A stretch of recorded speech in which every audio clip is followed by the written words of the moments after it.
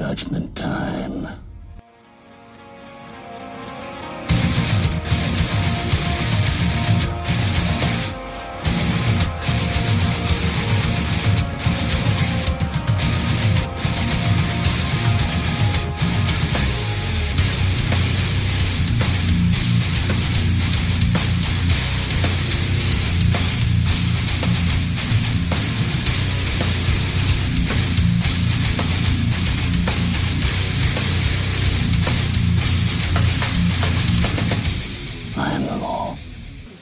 Welcome to Everything Comes Back to 2000AD, and today I'm joined by Mr. Stephen Ross.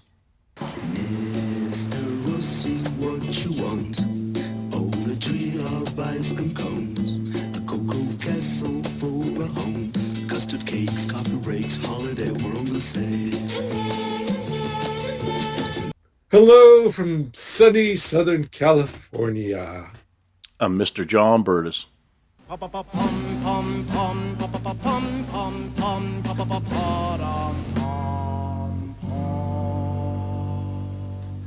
Hello to all you drockers out there from a sunny but not as hot as it was Maidstone in the Garden of England, where last night, where was I exactly?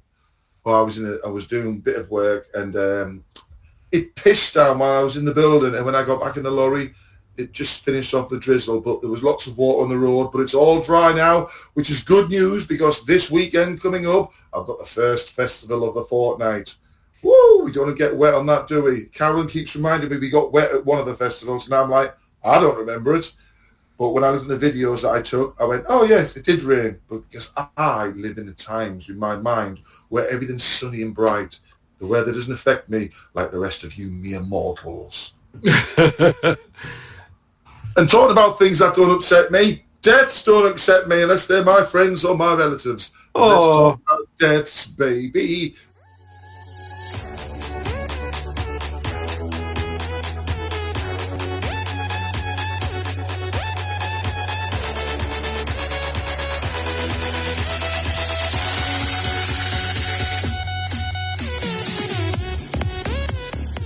Let's talk about one only. Right. The music is finished. Right then, here we go.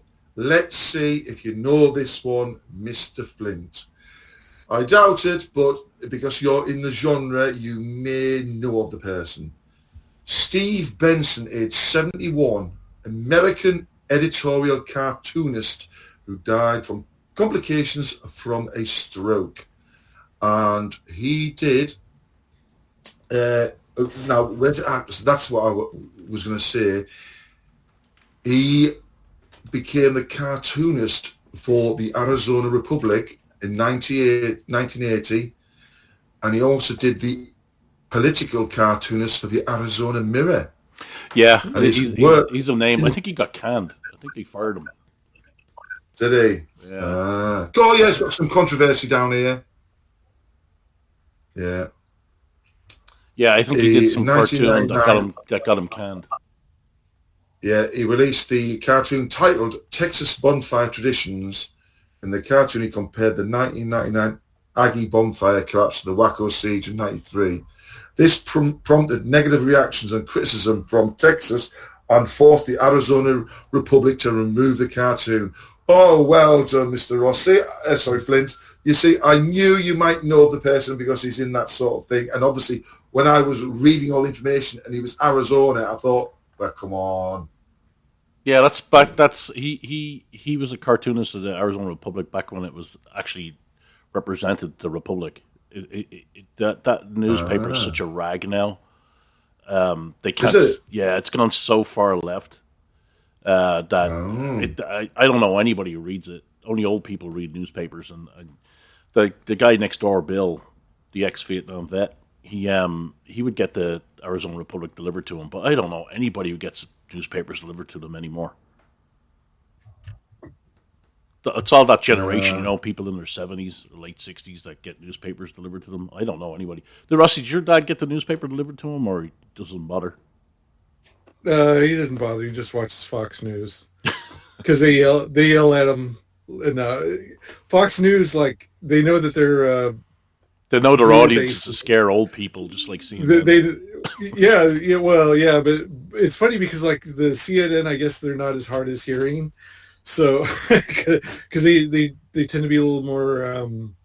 There's like an undercurrent of tension on CNN, Right. but Fox News, it's like boomers, foreigners are gonna come and take your shit, And your guns.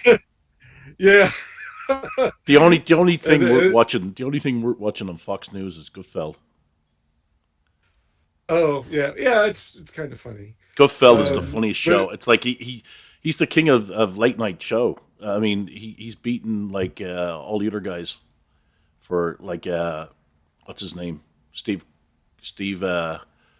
what's his name? Colbert. He beats all those guys. Oh yeah. He beats Jimmy Kimmel. Well, even- in the ratings, he's killing it in the ratings. He's the new king of late Well, night. that's because there's like 20 of the left wing ones, and then there's like one Gutfeld. conservative guy. So Well, his show is very but by political. by the funnel rule of funnel, he's there. Well, it's not So- just that. I think he has better producers and better writers because his show. I've watched it the last couple of months, and his show is very politically incorrect.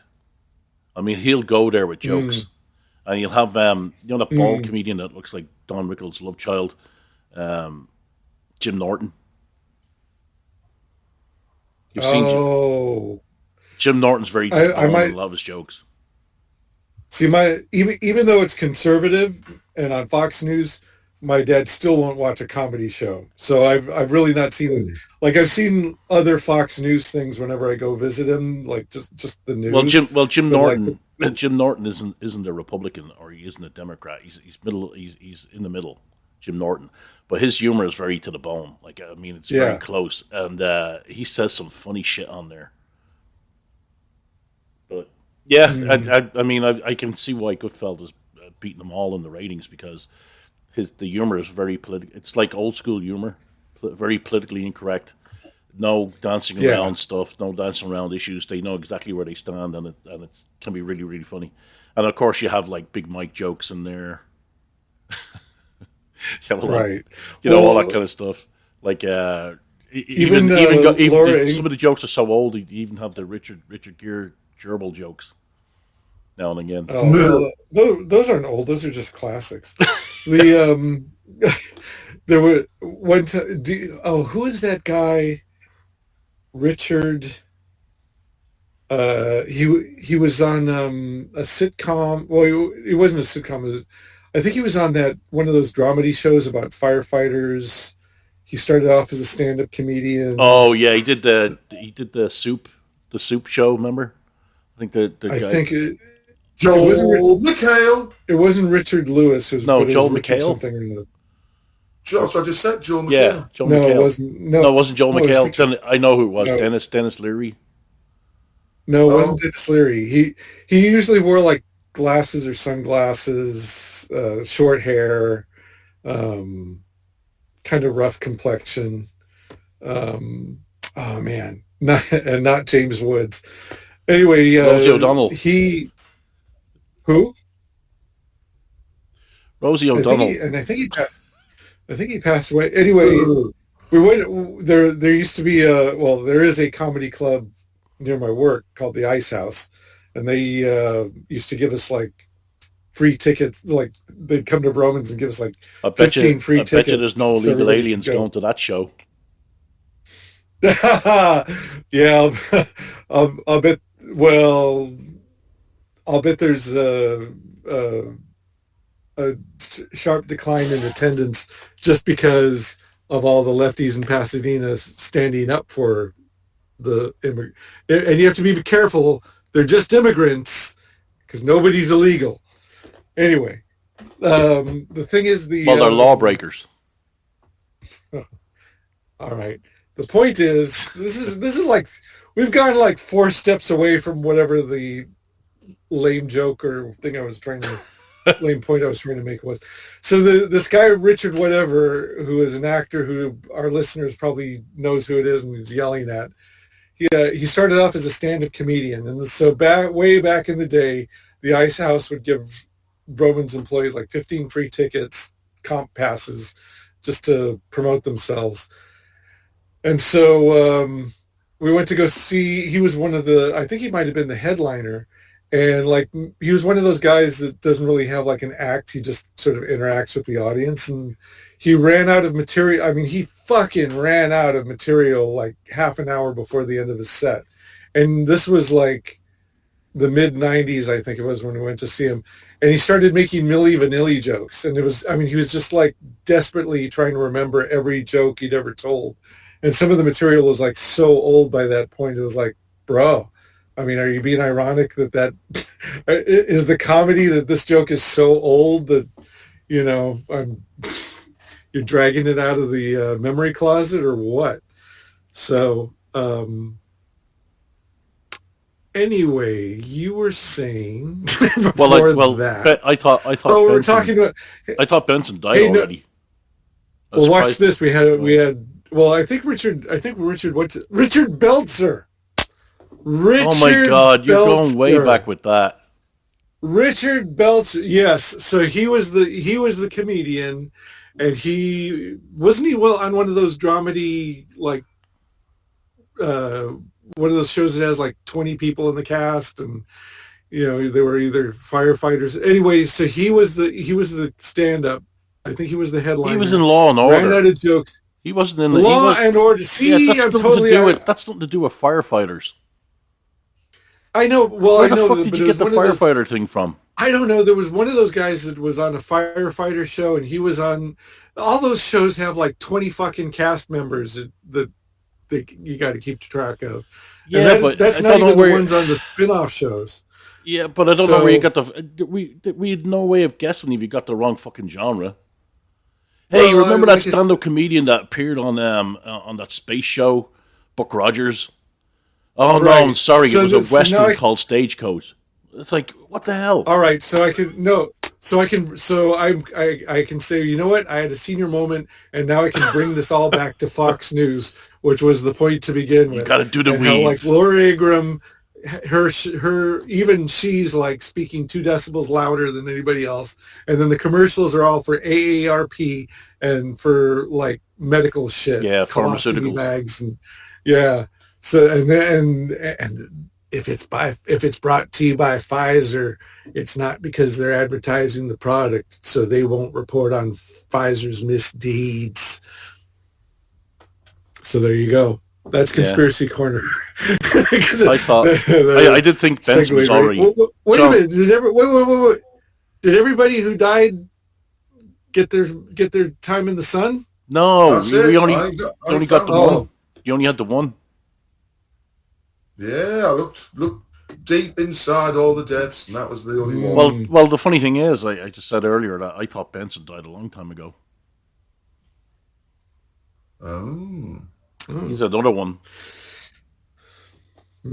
Well, I got no deaths for you. Oh, no. I do have... the death of the Epstein list. Do you really think that Epstein actually had a list? That what bad guy keeps a list of all of stuff like that? Nobody keeps lists like that. It'll be written in such a way that only he and Maxwell could decipher it somewhere. Or he didn't bother with a list, because if you're working for the intelligence agency, there's no way you'd write that shit down. You probably have photographs. He was probably writing it down in that minute in the cell when the camera didn't work. and the thing about to be fair, though, the thing about it as well is that, you wouldn't. I've lost a train of thought now. I had a Russie moment. We're all having senior moments. Oh, so, a lot of stuff that he did when they had the trials and stuff. A lot of it is sealed. So they can't actually release anything that's been sealed. Like a lot of witnesses and the testimony, and a lot of that was behind closed doors and sealed by the judge. Even Maxwell, I think Ghislaine Maxwell had a little black book as well. I think that's all. They can't access it because the judge sealed it. Bust a seal, face the wheel. Two men go in, one man comes out. So the reason why. Fucking hell. Oh, I thought that was going to be a sound clip of Tina Turner going, "Welcome to Thunderdome." So this goes back to people like us who are old enough to remember the Heidi Fleiss Hollywood Madam case. Oh my God! Yes, Man, you're bringing back all the golden oldies, Rossi. Yes, I still live in that era when men were men and women were women and The women were double-breasted. When Hollywood Madams kept a black book that could be published and all that. I think people Wasn't Charlie Sheen in that? What? Wasn't Charlie Sheen in that book? Yeah, I think think so. it was dedicated to him. Probably. Yeah. So, but so anyway, the people our age and older who run the country. People your age and older, Rossi. I am literally on that line. I'm on the. Some people say 1968 is actually the cutoff year, but others for a while there 1966 was the cutoff of the Gen X. So I'm the oldest of the Gen Xers. But we remember the Heidi Fleiss thing, and she did have a book. I mean, of course, there was no internet and there was no phone for keeping that kind of contact information in and all that. Everybody just wrote that down like John still does to this day. So, if John was a trafficker of some kind, of any kind, then maybe he could be, there'd be a book out there or a list from him. Oh yeah, I'd have it intricately drawn and written in different colours and stuff. Right. Were you able to glue the pieces of red thread into it too as well, or is that to the bulletin board? Well, it'd be lovely. It'd be underlined. It'd be all colours. It'd be dead easy to read, but there'd be some sort of explosive in it. So if you didn't type a certain thing in on the cover as you opened it, it would blow up in your hands. In fact, I had this fucking dream the other day, which I told Carolyn would be the way forward, and she just looked at me in disbelief. I said, what I should do is I should put explosives in my old mobile phones, and I should go into London and hold it in my hand, ready for one of these phone thieves to steal, which is a big business in London, let them get it and watch them go down the street, and then just trigger the explosive and watch either their hand blow off or their side disintegrate as they fucking fall off their bike. And that would be, I tell you what, phone theft would stop quite dramatically once they find out that people are deliberately putting explosives in their phones to blow them up. Oh, or you could go to a costume shop or a place where you could get an Admiral Akbar mask and go into London, hold it up and go, "Alu me! Alu me?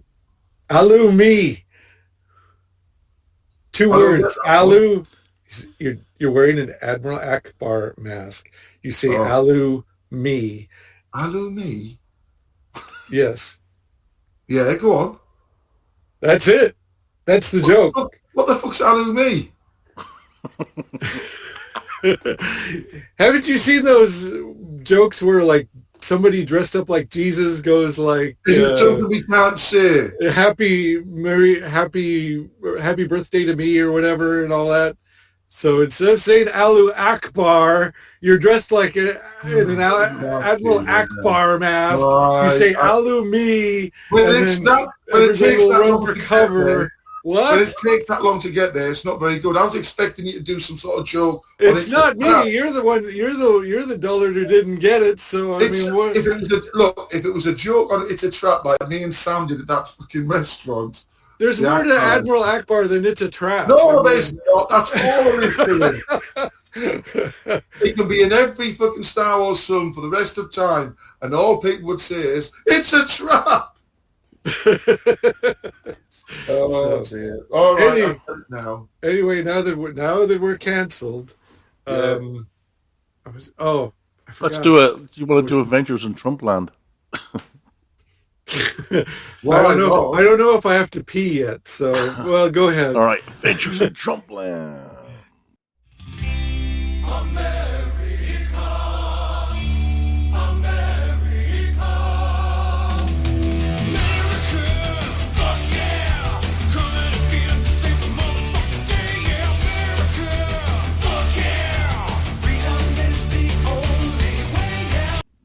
Well, it's a funny one. Chelsea beat PSG the other day in the World Club final, right? 81,000 people Did watched you it. watch it?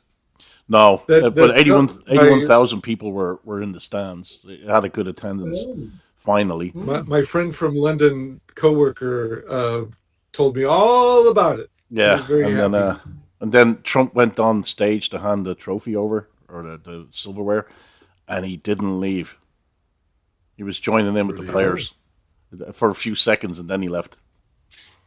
Oh. So that was pretty funny because all the players were like, "Well, is he gonna step off stage?" No, Trump was enjoying the moment with them.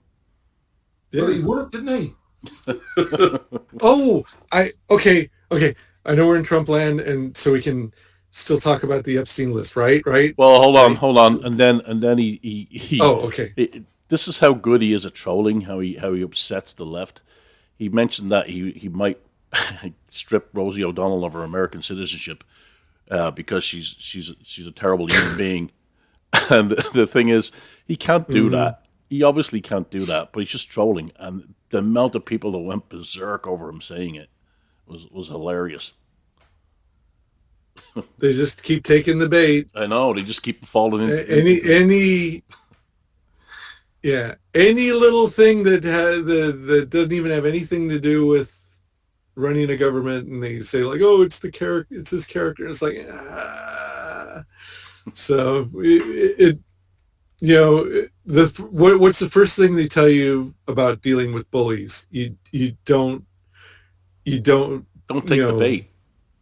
Don't take the bait, and like if they're pushing you back by the forehead and holding up your whatever they stole from you, you don't keep swinging for it. You just walk away. So so are we? Is it safe? Because that's okay, Russie. This is short and this is short and lame. Okay, short and lame. I was going to send you a meme, but now I can, through the magic of audio. Is it an Alu Akbar theme meme, Russie, that you have to explain to me?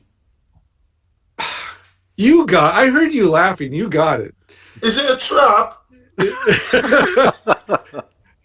It's a honey trap because it's about Epstein.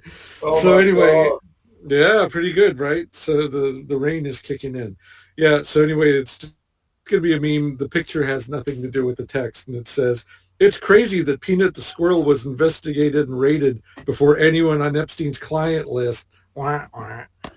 So one of the ex-intelligence people in Israel from Mossad came out and said that Epstein had nothing to do with Mossad, which more or less proves that he probably did. The fact that he had to come out and say it. Yeah, that's not even the quiet part out loud. No. That's just that's like, duh. It's like, dude, shut your mouth. You just gave yourself away. What's Hebrew for duh? Oi! Yeah. Boy. So, anyway, I think that's all I got. That's all I got.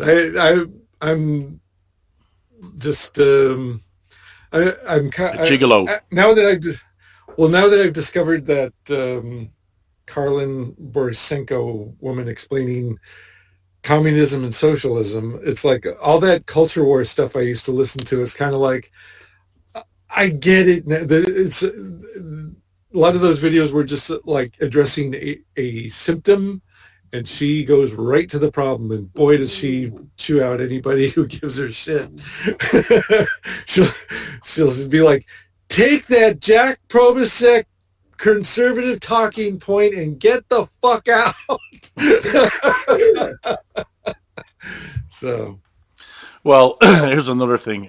We're never going to get away from the Epstein list, but Ghislaine Maxwell said that she will testify in front of Congress about the rabbit ears list, rabbit ears. So expect her to be suicided in the next coming weeks.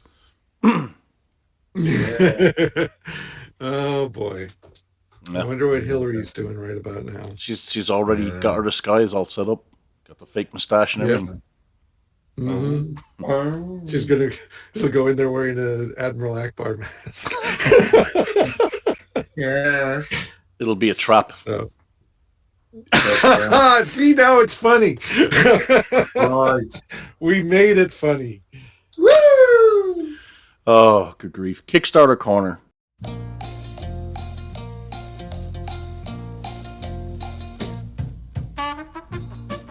Well, I got one of my rewards from Kickstarter Corner. It was the art of Ariel Olivetti.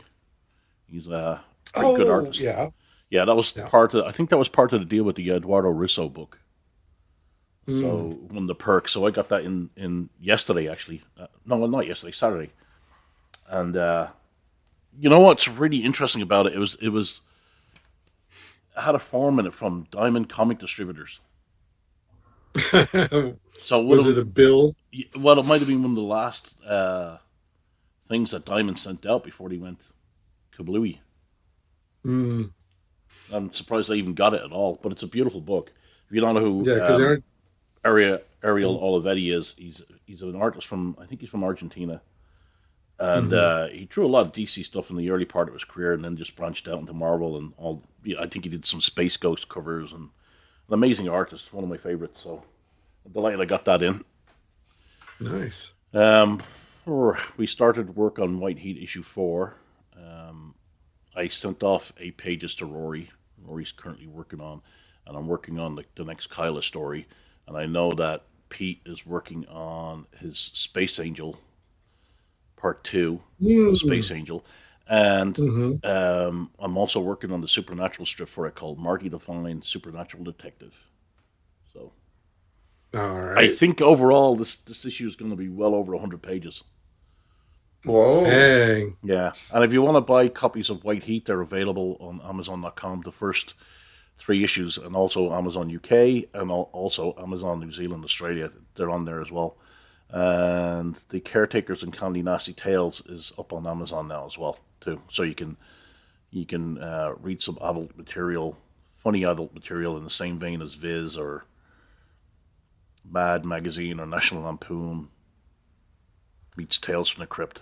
So that's all up there too. Yeah, it's like the an adult version of the old timey Mad comics when Mad was still a comic. Yep. So that's up there. And because I'm cheap, I'll chime in with now is the time to get it, because if you have Prime or if you can somehow crank your order up to $30, you don't have to pay the exorbitant shipping that was tacked on when it was a Kickstarter project. Ooh. So all you're paying, theoretically, you could end up just paying for the book itself, which isn't it the same price as it was when it was a Kickstarter? Yeah, I think if you're in the UK, you pay $11 or 11 quid, £11 for an issue, and I kept the prices that way on purpose. So the shipping would be actually really inexpensive compared to the Kickstarter. Yeah, well, if you order all 3, then that should be that should meet the minimum, Kickstarter's minimum, for free shipping. And so you just pay for the comics, which is a sweet deal.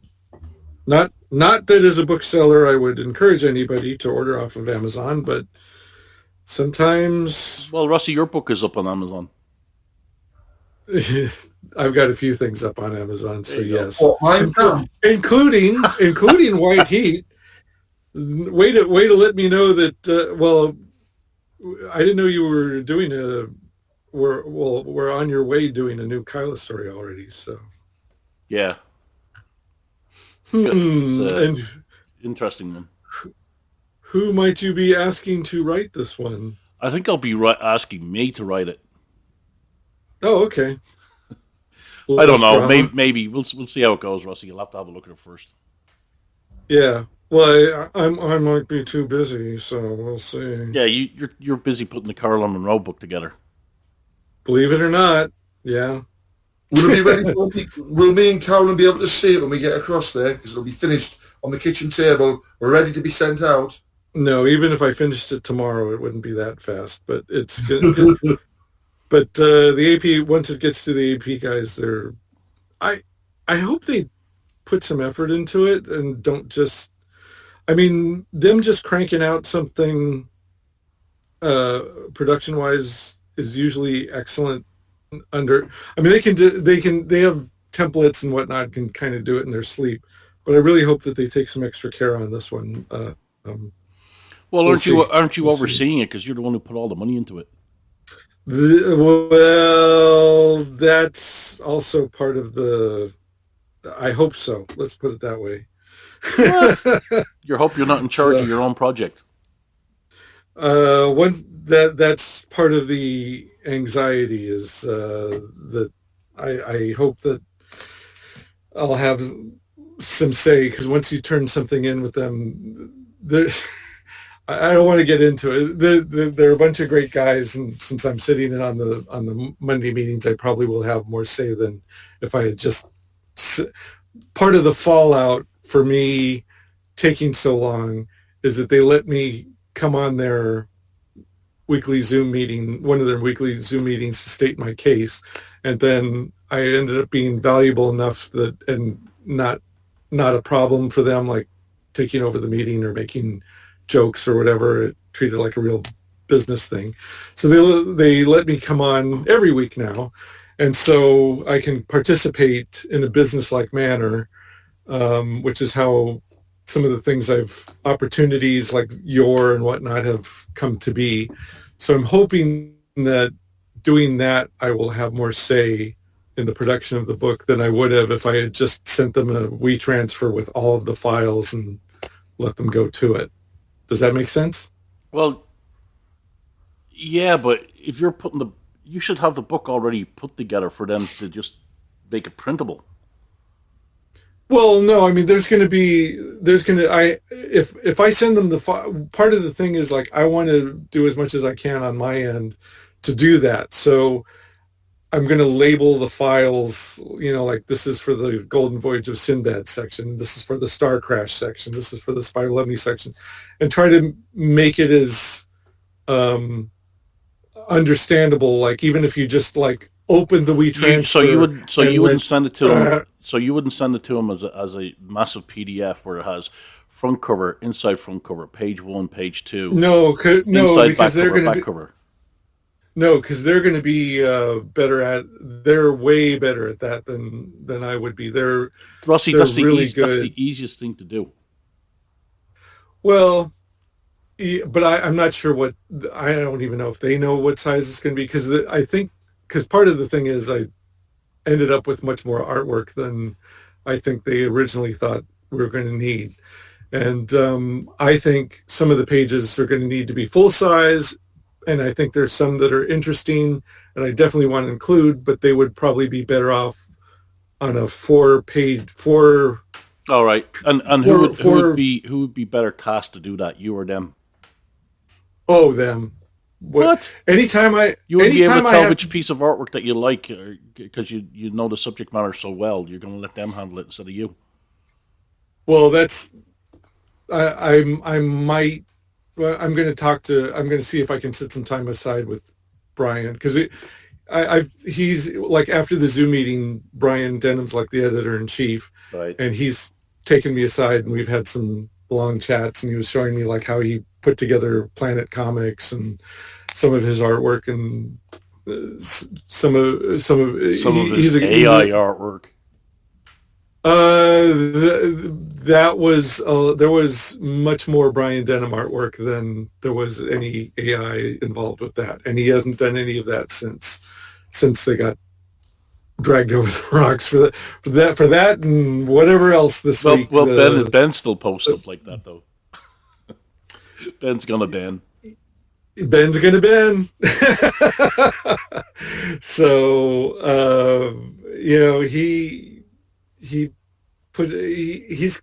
he's kind of Teflon, man. I don't know how many people he loses every time he puts up something that's not that's a little tone deaf, but hey, he's People still just got need that to get fan over base. it. People just need to get over it. Just like the Epstein list. People just need to get over What, the we AI stuff? Yeah, they just got Yeah, to get over it I want. because that's the future, and there's no avoiding it. And people can bitch and complain, but now, like I think Elon updated Grok to Grok 0.4, right?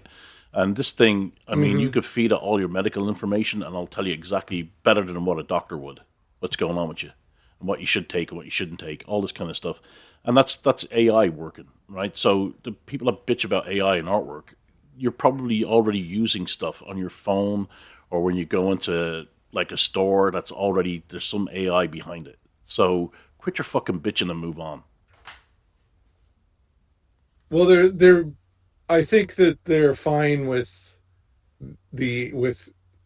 just the because they're if you're on any of the social media platforms, especially Facebook, it's powered by AI now. So you're it's like I'm sitting in this automobile and I'm complaining about smog emissions, and it's like, well, or you could just ride a bicycle. So, but I can't get to work on time if I take a bike.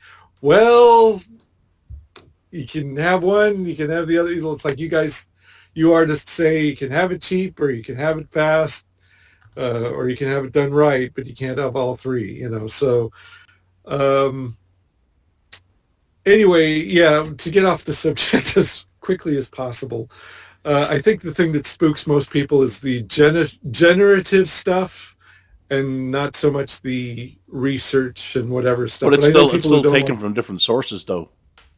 It's still doing the same thing that they're accusing, like, oh, it's Oh theft. yeah, no, I know, I know. I mean, the thing is, I want to be as ethical as I can about it. So I've listened to many videos about both sides of the issue, many long, boring, technical issues about videos about both sides of the issue. And so my chat GPT bullet point takeaway is that a lot of the people behind the scenes who are responsible for funding this, bringing it to market, blah, blah, blah, blah, they're sociopaths and crazy people and probably should never have been trusted with this, but they're the ones with the money and the balls to make it happen. And it's a really useful tool, but you can't 100% depend on it for anything. Like even For for if it's now. just for information for now, but even if it's information, there's so many bugs like and weird things that are coming out, everything from, the Hitler thing to, Well, that's your um, own AI, Rossi. You and your dad put together. I think it was Reich version 2. yeah, yeah. So, but yeah, so it's that there's like a lot of bugs. So here's for instance, last night I dropped a PDF of a book that I owned and paid for into ChatGPT to get a chapter by chapter summary, and I think the file was too big. It wasn't even like it wasn't like a thick book. It was just a reprint of some pulp magazine stories. So I said, like the novella, it's barely like 100 pages. Can you give me a chapter by chapter breakdown? And not only did it not only was it it wasn't a very complete or it was a very generic chapter by chapter breakdown, and it kind of made up the end. I had read the story. I knew how it ended. I just wanted to see like A, what it said about it, and B, just have a short version I could refer to. And it made up the ending. So it's like you cannot trust it for a lot of things. But when it works, it does a lot of great stuff. If you're working on something that's not like life or death or your health or legal, it's like I'm going to lose my house. Chat GPT doesn't break down this legal document accurately. It's like, well, good luck. But it's the generative stuff that artists are afraid of. And to which I say, The I only would like reason to they're refer to afraid your of face. the only reason they care because it affects them. Affects anybody else, they don't care. Yeah. So I would like to refer you to a group on Facebook called Comic Swipes. So if you're saying, oh, AI is built on that, there's a group on Facebook called Comic Swipes that has 40,000 members and was probably started up as a ha ha ha, look at Rob Liefeld, look at what he ripped off this week. And now it has multiple posts across many artists and genres and decades of comic book art. And I would like you to refer you to ask any artist if they've ever used Google Images and or use that as either reference or traced directly off of the photograph and not either not paid nor credited the photographer of whatever, or if you ever passed around a meme on any kind of social media thing, did the original source of that, be it SpongeBob animation or Twilight or wherever the original photograph originated from, did you pay the Nah, the funniest thing IP is of that? that the people that are against the AI and then they share AI memes. Right. Yeah. Yeah. So and even YouTube allows for, even YouTube and some of the other social media things allow for transformative art, which means like if you take three or four things that are owned by a IP owner or whatever, and put them in a blender and come up with something that's new, or if you take Twilight and put a mustache on, the guy who plays Edward Cullen, Batman, whatever. If you put a mustache on that guy, that's transformative. So it's something new. You've created something new from something that existed, and therefore it's fine. So in every area, there's so many disputes about how much you have to transform it before it's transformative. So it, even if AI hadn't entered the picture, there's stuff going on that's like debatable even without the AI in the picture. So not I understand what the arguments against are, and many of them are valid. And I talked to a friend who's a scientist literally working with NASA. He's literally building satellites and lasers and putting them off into space. So he knows this shit. And he basically said the exact same thing. He said the same thing I said. You can't completely trust it. It's a super useful tool for a lot of things. And if you can get away from using it for entertainment and or search engine type stuff, if just because it takes a lot of power just to do basic search engine, anything it does requires a lot of power and computing energy. So, I'm using it to put some stuff together and for reference and to build like reference material to put You things. mean stuff for your wank bank? Yes. No, that's for entertainment. You can do that with this very simple Google search, or if you're smart, DuckDuckGo, because theoretically they don't keep all their information, although I'm sure it's out there somewhere. So yeah. If you get away from using it, it's just as making it do Google shit, and a lot of the stuff is just dumbass shit. It's like for entertainment. So like, do we need to build yet another warehouse-sized wherever they hold the data and all that, and it requires like an ocean's full of water to keep it cool because it generates so much power and heat and all that. Is it worth building another one of those? Just so that you can stick your future wife's face onto Anna Nicole Smith's naked body when she was in her prime. Not even that. I mean, like to make to make your family portrait look like it's from Pixar, or to own the libs or own the conservatives with memes that you've generated from these things. Is it worth it for that? I don't think so. So, but if you were to like use it to help you write a novel, or use it to, come up with like a what do they call, like a pitch deck or something for a project you want to get off the ground. That kind of thing, fine. And like you know what? It is very helpful for that kind of thing because, as you know, I'm working on a card game, right? And I'm asking about distributors. How do I sell it? What do I do? And I come up with all these suggestions. And I even asked. And you're perfectly capable. Go ahead. Yeah, and you're perfectly capable of drawing your own cards, but you know, if you could come up with a rough draft in like seconds and then use your own artistic skills or just whatever, you know, or maybe you don't even need to actually draw it. Maybe that's not the point of the game, the project. So, but you can ask it to come up with certain rules and blah blah, and I'll do the whole thing for you.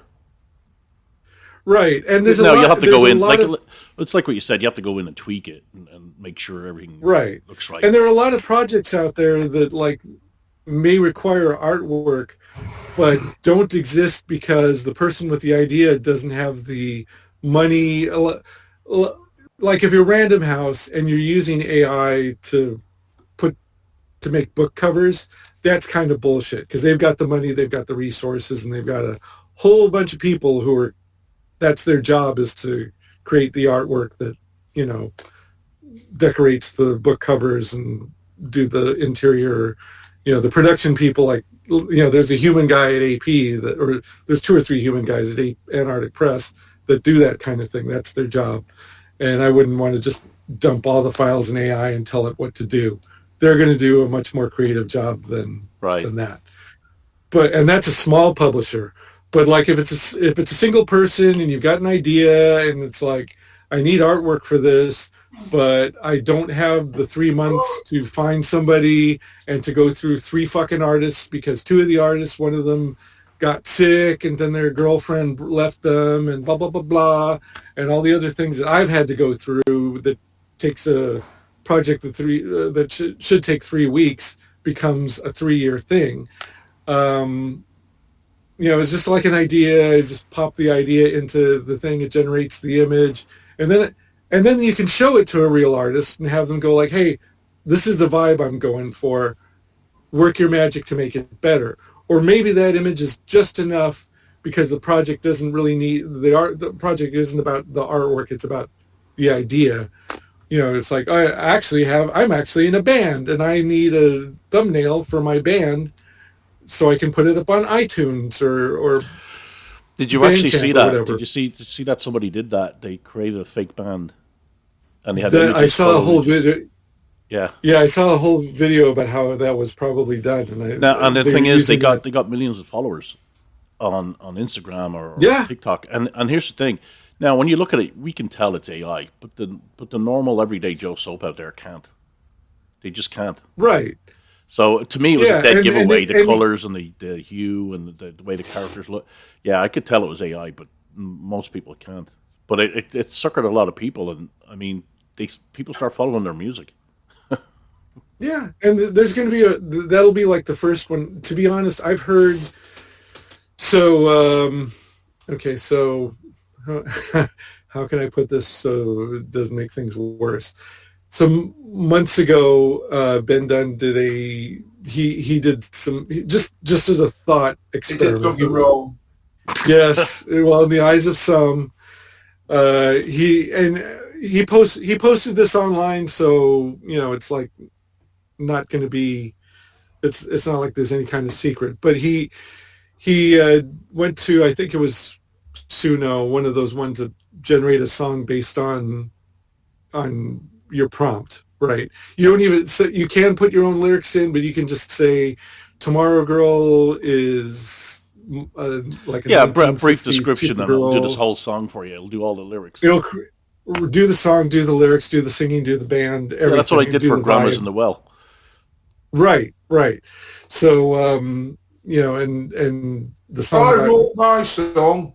Isn't there a song? There's a song about me too, right? So the Ballad of Stephen Ross. I wrote a song about you. Yep. So with an AI generated image. Oh my God, I'm going to call the AI police on you for that one.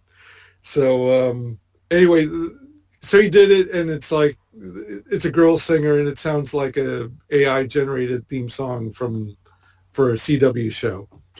And it's fine, but you could, like you and I who have kind of dabbled in it, we can tell. And I think anybody who's used AI could probably tell. Oh, sure. I did a song myself and Marty did the lyrics for it, right? About a local company, Armadio Ranch, and we did it for them.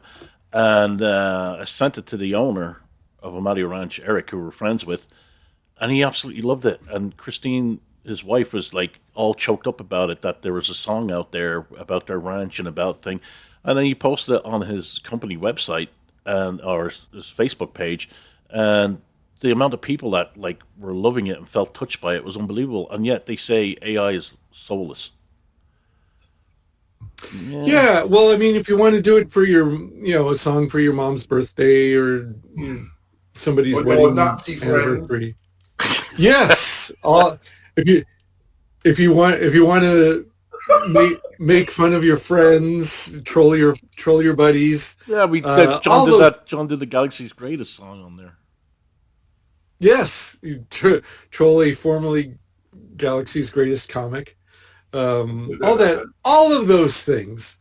You can, I mean, stop to think, just go like, this is going to require like a huge amount of power and resources to do this song. Is it worth it? Is it worth it for this? I mean, it's going to have a cost, even though you're not paying money for it in most instances. But in fact, I understand that like a lot of those companies are still losing money, like ChatGPT, even though it's on any really useful thing you want to do with it requires a subscription. It's still losing money, and I understand they're all like that. So there's some kind of pot of gold at the end of the rainbow that they're shooting for with this stuff, which is probably the control of the people. But anyway, so yeah, I mean that like just stop and think if it's worth it to make your mom cry on your birthday, to come up with a heartfelt AI generated song for her. Cool, that's up to the individual. I don't think what I'm saying is that I don't think there's an across the board answer for any of this. It's like it's out there. People are going to use it for good. People are going to use it for evil. If somebody had said, hey, there's this thing called the automobile, it'll get you from point A to point B in 1/10 of the time by take by horse or walking, but people are going to get into accidents and they're going to die, and people are going to get drunk trying to drive these things and they're going to kill people and people are going to die, and it's not 50 years after they are introduced, it's not going to be good for the environment. Do we not use this, or do we try to use it in the most human beings are way smart. we can? Human beings are smart. They'll fix it. Whatever's going wrong, they'll fix it. 50 years from now, they'll totally figure it out. This is the back end of the song that I did for Karen. So I'm going to play the back end of the song, right? So this shows how good it is. Let me just get ready.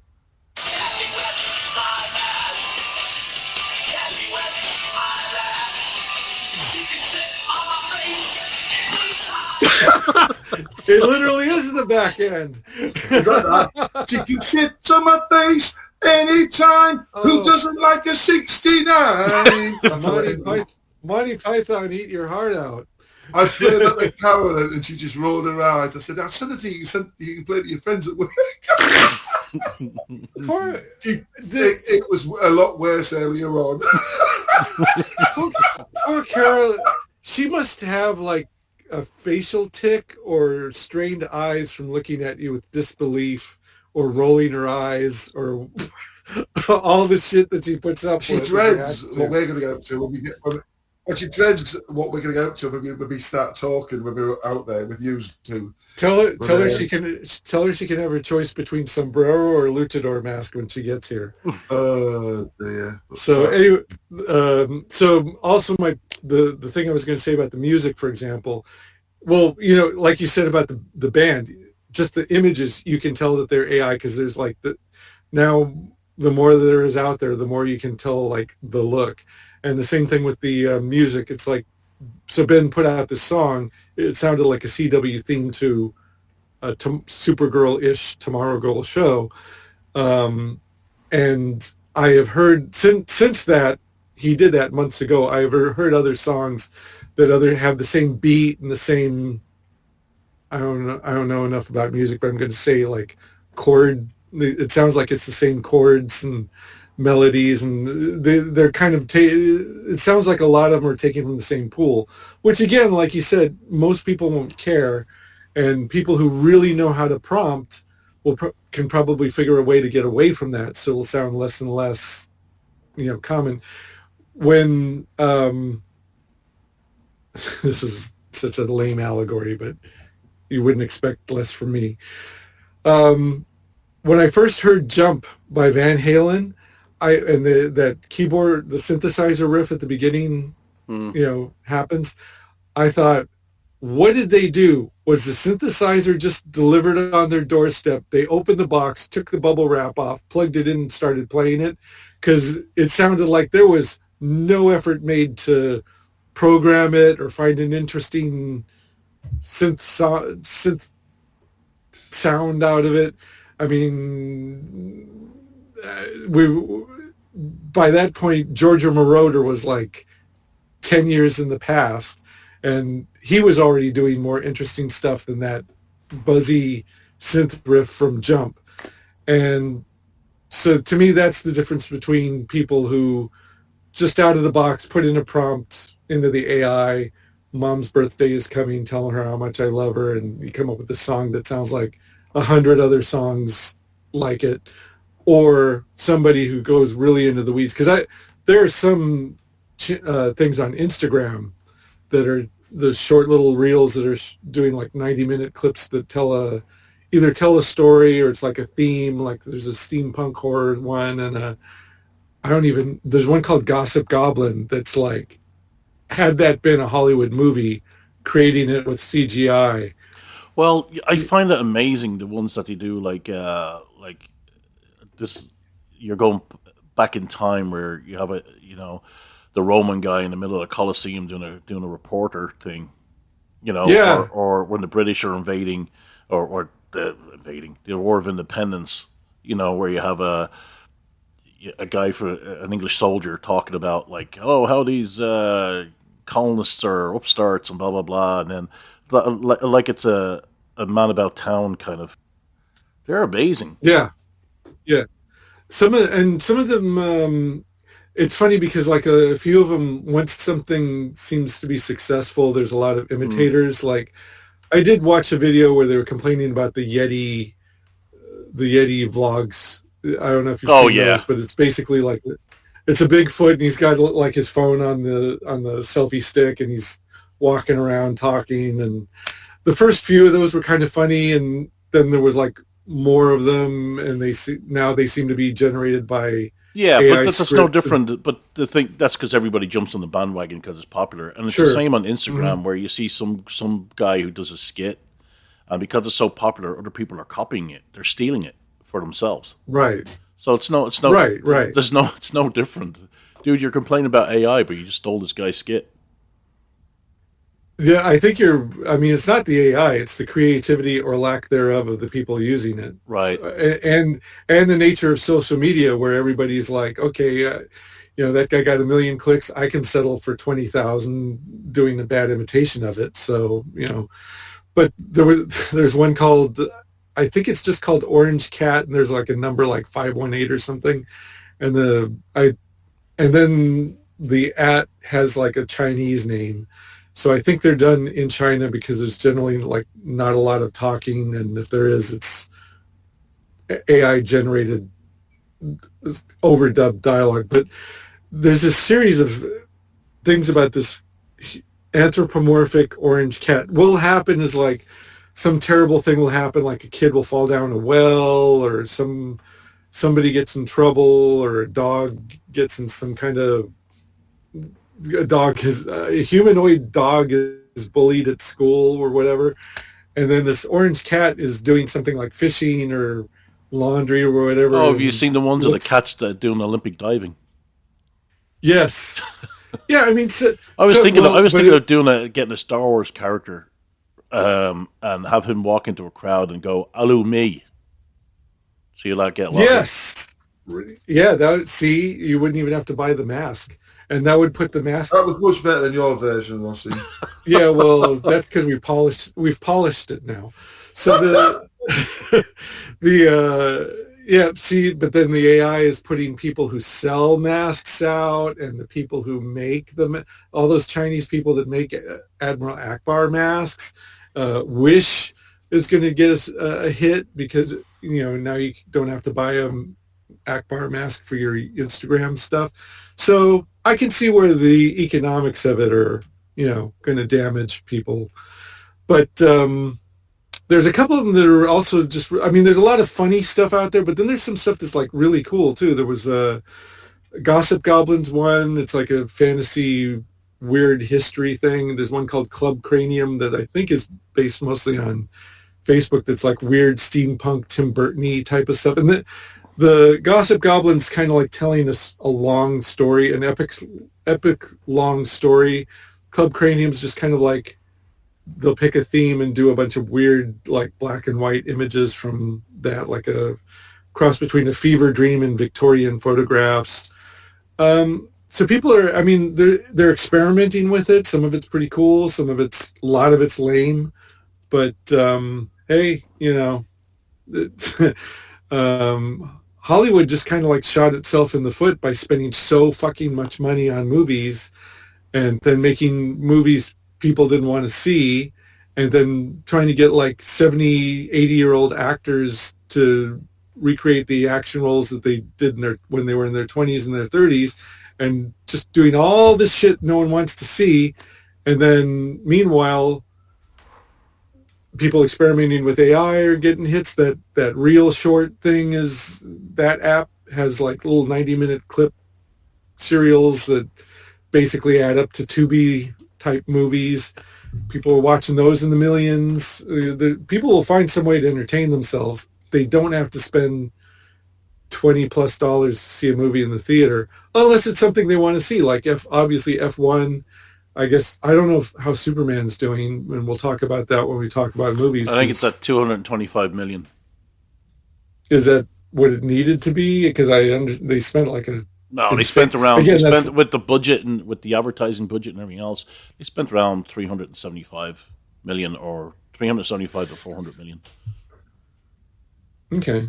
So, well, I mean, I'm probably not gonna bother with it until I can watch it at home somehow. But haters gonna hate. It's not hate. It's just boredom and expense. So, my dad believe it or not, my dad wants to see F1. So I'm going to see if I still have enough money on my that's really good. Yeah. So, and that sounds like a fun, entertaining movie that isn't about superheroes. So go figure. And it's doing well. So go figure.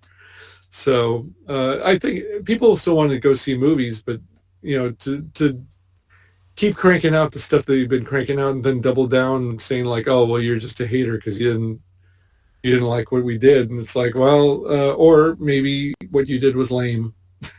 Well,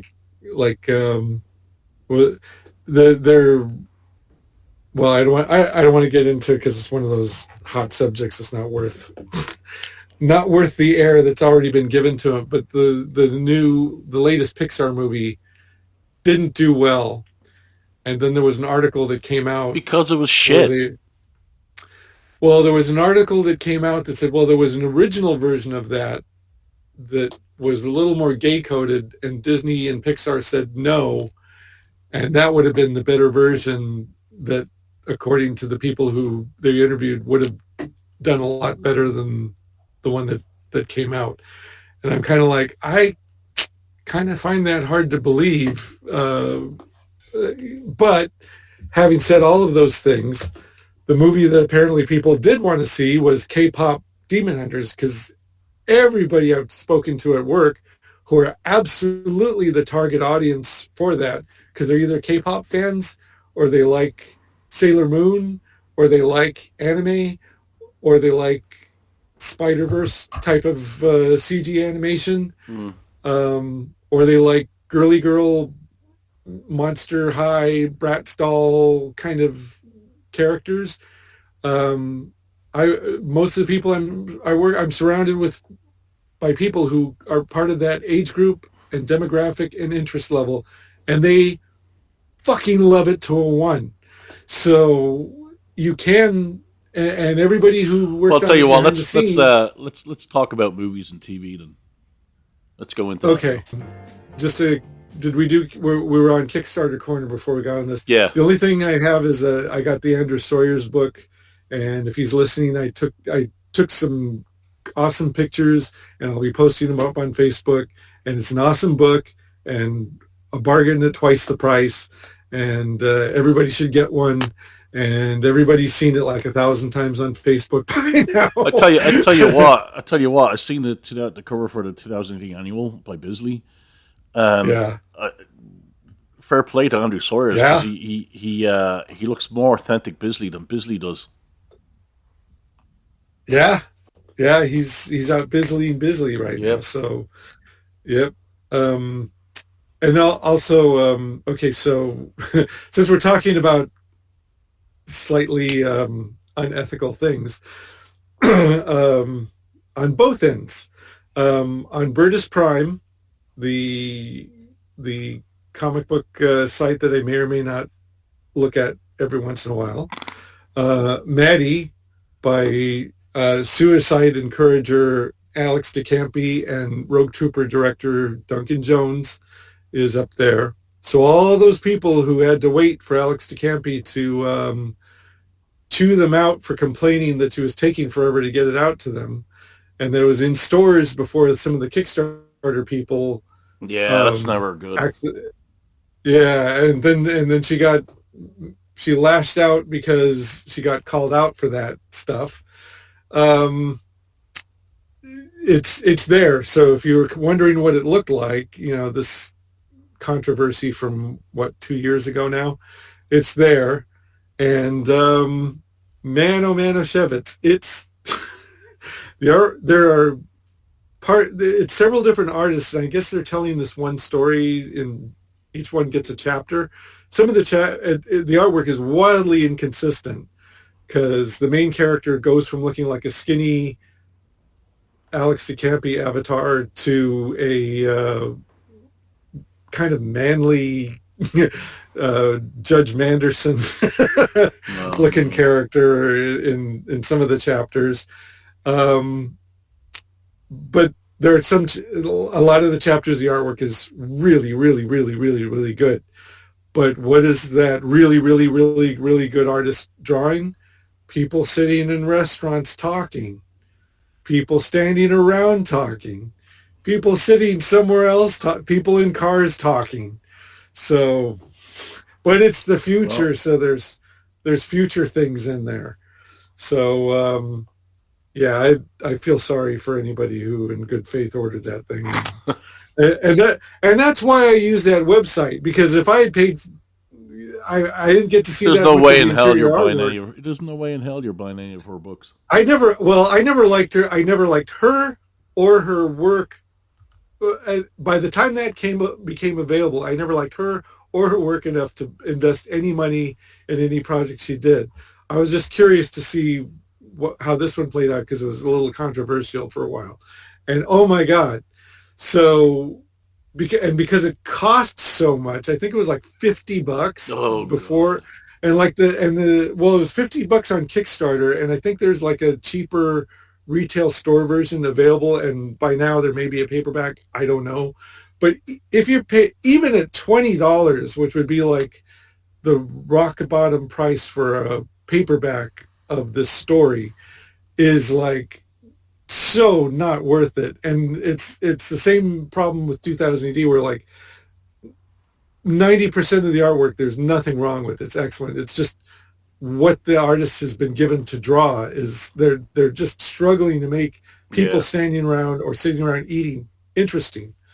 So anyway, but that's why I use that site now, because I don't have $5 to throw down the toilet every time, it's like, oh, here's an awesome looking cover, or here's an IP that I used to like back in the day, and you look at the cover, like Herculoids. I go like, wow, look at that painted cover, or Fire and Ice. Oh wow, look at that sexy Dynamite cover of the girl from the Fire and Ice thing. It looks like Frazetta, Frazetta's sexy girl done in a different style. And then you open it up and it's like, oh, it's a completely different artist, and the characters are standing around talking. It's like, I don't have $5 to throw down the toilet to discover that anymore. Yeah. So, and to me, it's like this, and most of the time I don't even read those comics anymore. I just use it as a flip through. So, I downloaded the pirate copy. I flipped through it like I would have flipped through it in a comic book store if there was. And you put it back on the shelf. And I put it back on the shelf. And because as it is now, well, up until the Diamond Crash, I was spending $30+ a month on physical comics. Granted, most of them were from AP or FemForce, but I'd still go through the online Diamond previews catalog and order physical copies of stuff that I knew I wanted.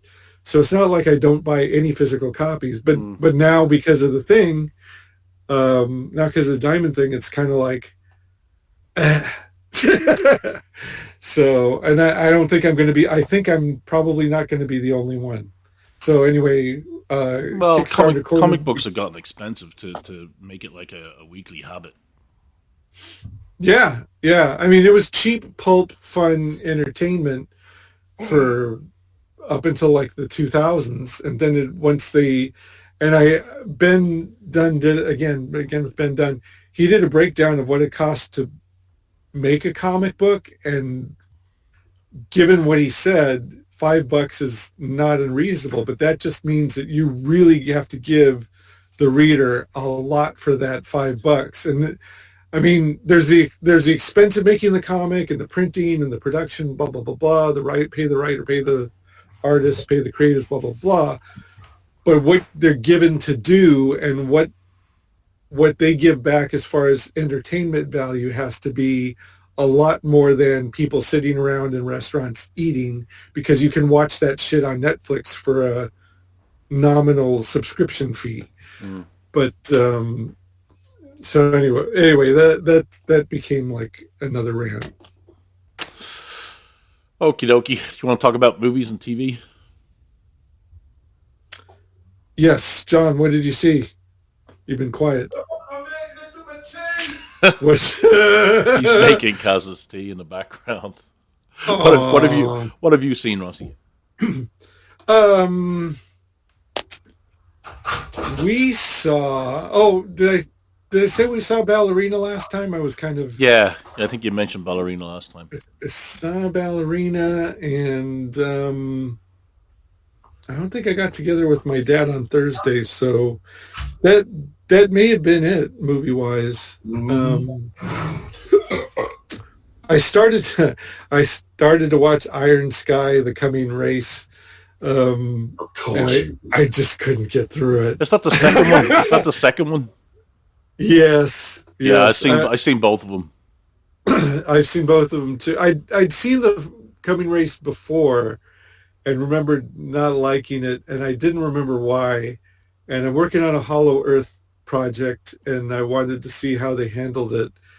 And it's another one where there's like these long passages of characters on these very. I tell you what, nice the marketing for the first one was amazing. Yeah. Because I mean, they had some great posters, and of course, you had like the Sarah Palin type president of the United States, where good cleavage. Right. I mean, they really sold that B movie. Yeah, and I guess it was made in Finland with Kickstarter money or Indiegogo money. Yeah, and the second one was like the second one they must have got like $10 for a budget. It for what. But they got a lot for that $10. It's frustrating because there's parts of it that look really good, and there's parts of it but because it's a comedy and the comedy doesn't always work, and then there's things just go on way too long. It wasn't that. It was like the Akbar joke. it wasn't that funny to begin with, and then it went on way too long after that, and it was. And then I don't know why people expect better special effects from a movie like that. I mean, that Well, Kung you Fury, expect it to match. You expect the second one to match the first one. I mean, the posters that they did for Iron I Sky were guess. actually really good marketing. I mean, I just sent it to you guys in Yeah. the Progcast chat, but the poster they did was. I mean, who wouldn't want to see that? That's great. Yeah. So for whatever reason, my screen went on. Yeah, that I remember when that came out. I was like, okay, I liked the first one, and when that came out, I was like, okay, but yeah, you don't see anything like that in the movie. That's part of the problem. So it's like a Fred Olen Ray movie with like the Phantom Empire, where you're like, what? Where's the thing in the movie poster? Yeah. But I forgot if there was anything else. I watched some YouTube stuff. I'll just let you and John. Well, you saw Superman. That's what I wanted to hear Yeah. about. You want the spoiler-filled one, or you want the non-spoiler one? I've seen so many spoiler videos at this point that I'm fine. What about you, John? Yeah, I'm not bothered. It's been Cool. out the week. It's been out the weekend. I think most of the hardcore nerds have already seen it. Yeah, it's it reminded me of an '80s John Byrne Superman comic book. Mm-hmm. Here's the things I really liked about it, really loved it, and I'll tell you what I didn't like about it. Mm-hmm. I love that there's no sitting around talking in like the usual, sitting around talking, none of that crap. There's no Yeah. origin. There's no origin story. It just goes straight into it. It's like it's like you're watching part 3 of a trilogy. Like it goes right into it. Like the opening is what you see in the trailer of Superman in the Antarctic, and he's got the shit kicked out of him, and even the introduction starts off with like 3 million years ago, Earth had its first metahumans. 3 years ago, or 30 years ago, this like an alien landed on Earth. Like a kid, and then it goes like 3 years ago, he revealed himself to the world of Superman, and then as 3 months ago, and then it goes like 10 minutes ago, he just lost his first ever battle, right? And that's where it picks up. It picks up where Crypto brings him to the fortress. There's some really clever stuff in it. The Fortress of Solitude is done really well. Like, it's hidden. It's not like a structure that's on the ice itself. It's actually hidden underneath the ice. And when Superman goes near where the fortress is, the DNA his DNA triggers the rising of the fortress, so he can enter it. So they did some really clever things. The Superman robots were great. Crypto stole the show in more ways than one. He's actually pretty funny in it, Crypto. It was a nice blend of humor and action. It lacked a bit of depth.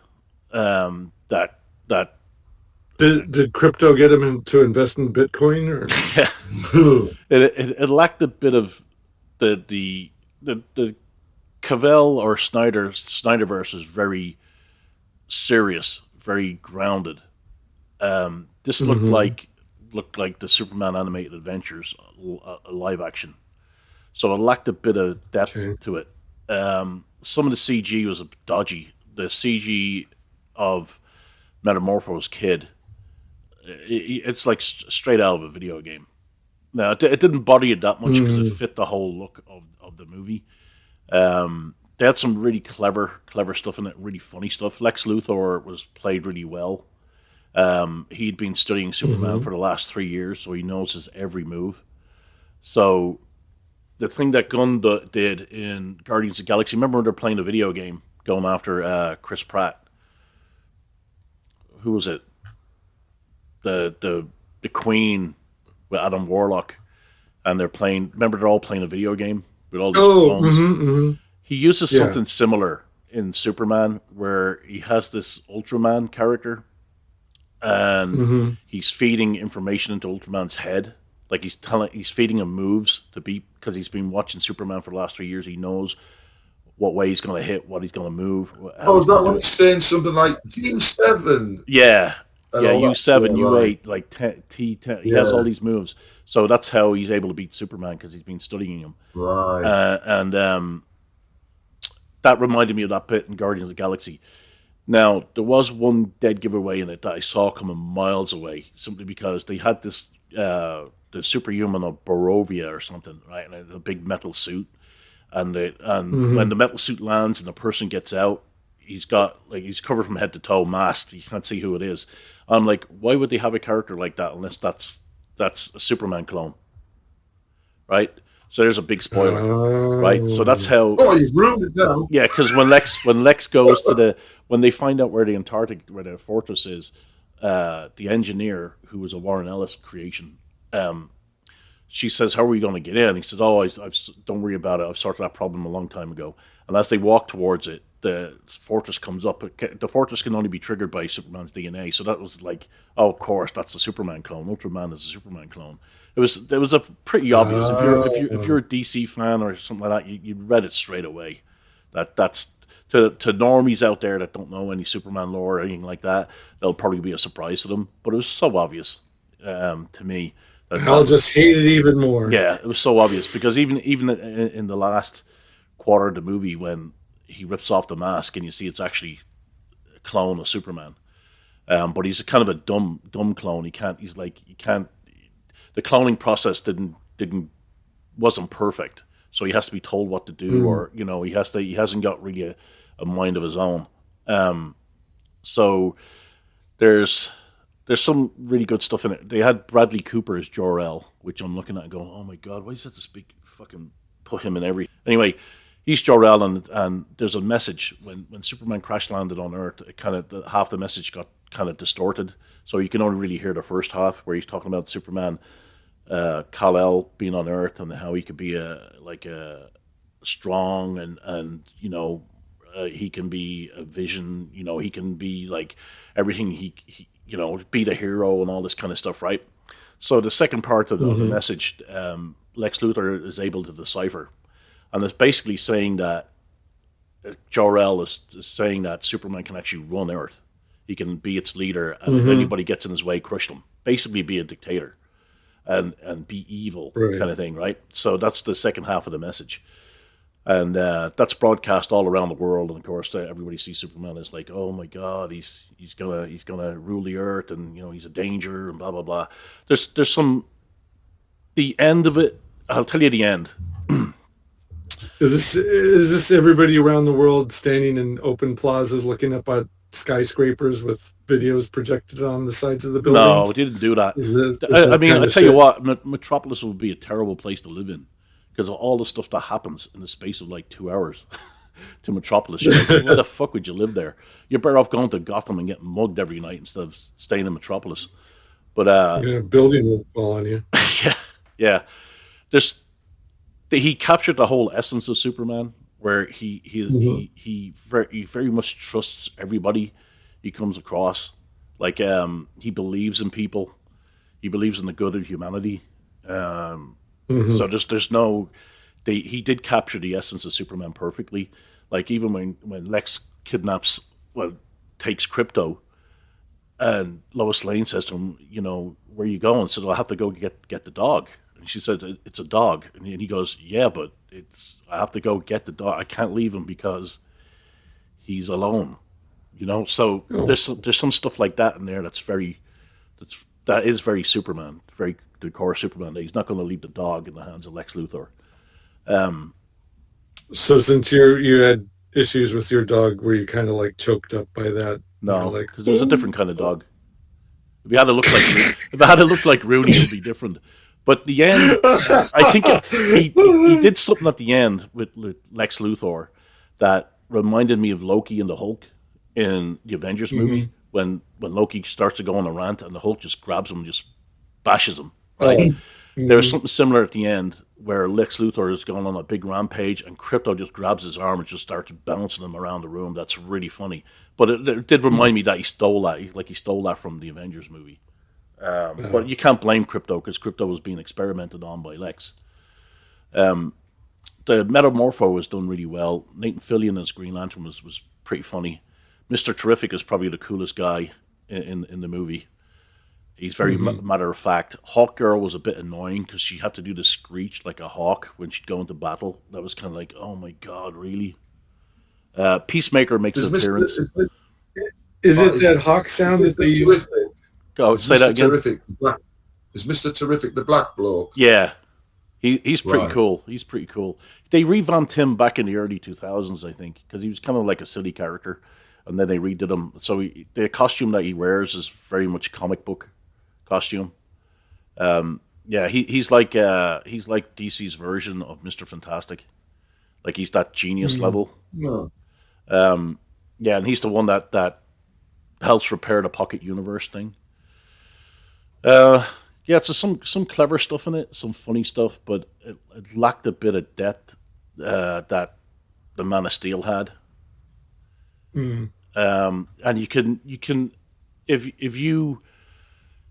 if Henry Cavill was your Superman and you went to see this, you'd be like, oh my god, it doesn't jar well, because you're used to seeing Henry Cavill as Superman. And when you see this guy and you see that he's not as buff as Cavill, he's not as... I'm sure he worked out and everything, but he's just not the same build. Yeah. Yeah, it's no wonder he gets beaten up. Yeah, it's...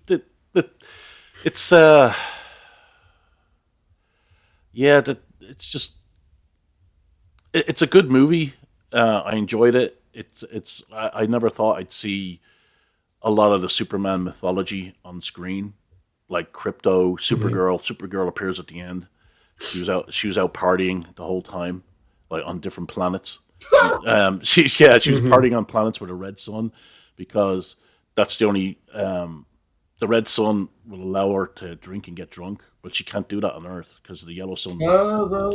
So she was out partying and she comes back and Crypto is actually her dog. She doesn't have Streaky, the super cat. Crypto is actually her dog. So and Superman was more or less kind of babysitting the dog until she got back. So there's some really clever stuff. Ma and Pa Kent, I think, were totally miscast. They look like his grandparents instead of his parents.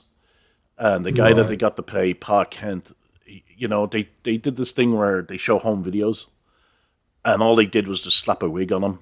They didn't even try and de-age him, and it looks kind of silly. And their accents are kind of annoying. I don't think they're even Kansas accents. But, yeah, I thought those two were totally miscast.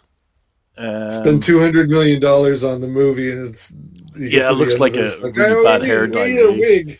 That I would have used two younger actors. Because you'd get the impression that's Ma and Pa Kent anyways. Right? If you're showing flashback videos of things, they just have to wear similar clothes. Then you can tell your mind will make that jump. Yeah, it's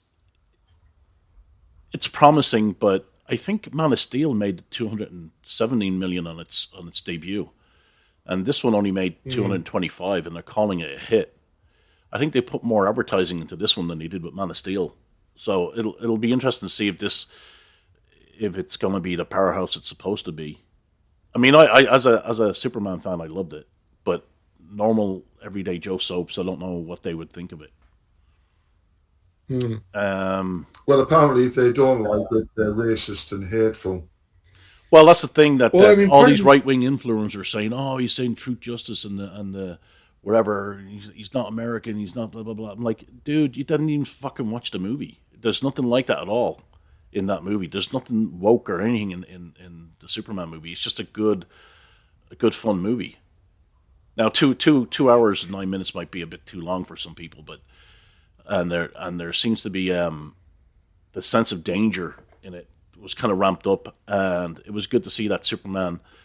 There's two things going on at the same time where they're trying to get the Rift together to stop the Pocket Universe for exploding, destroying the Earth, and then there's a war going on with two foreign nations that Superman interfered in, which kickstarted the whole thing off, and meanwhile Superman's fighting for his life against Ultraman.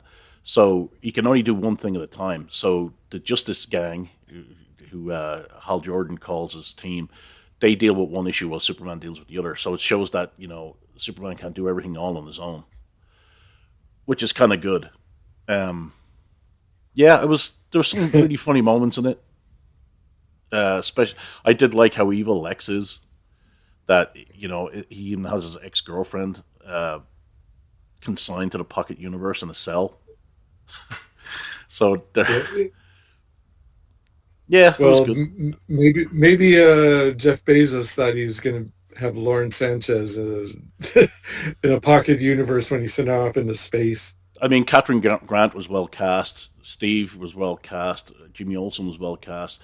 Lois Lane, she was perfect for Lois Lane. I always said that. If you watch The Amazing Miss Maisel, you're like, oh, she's Lois Lane.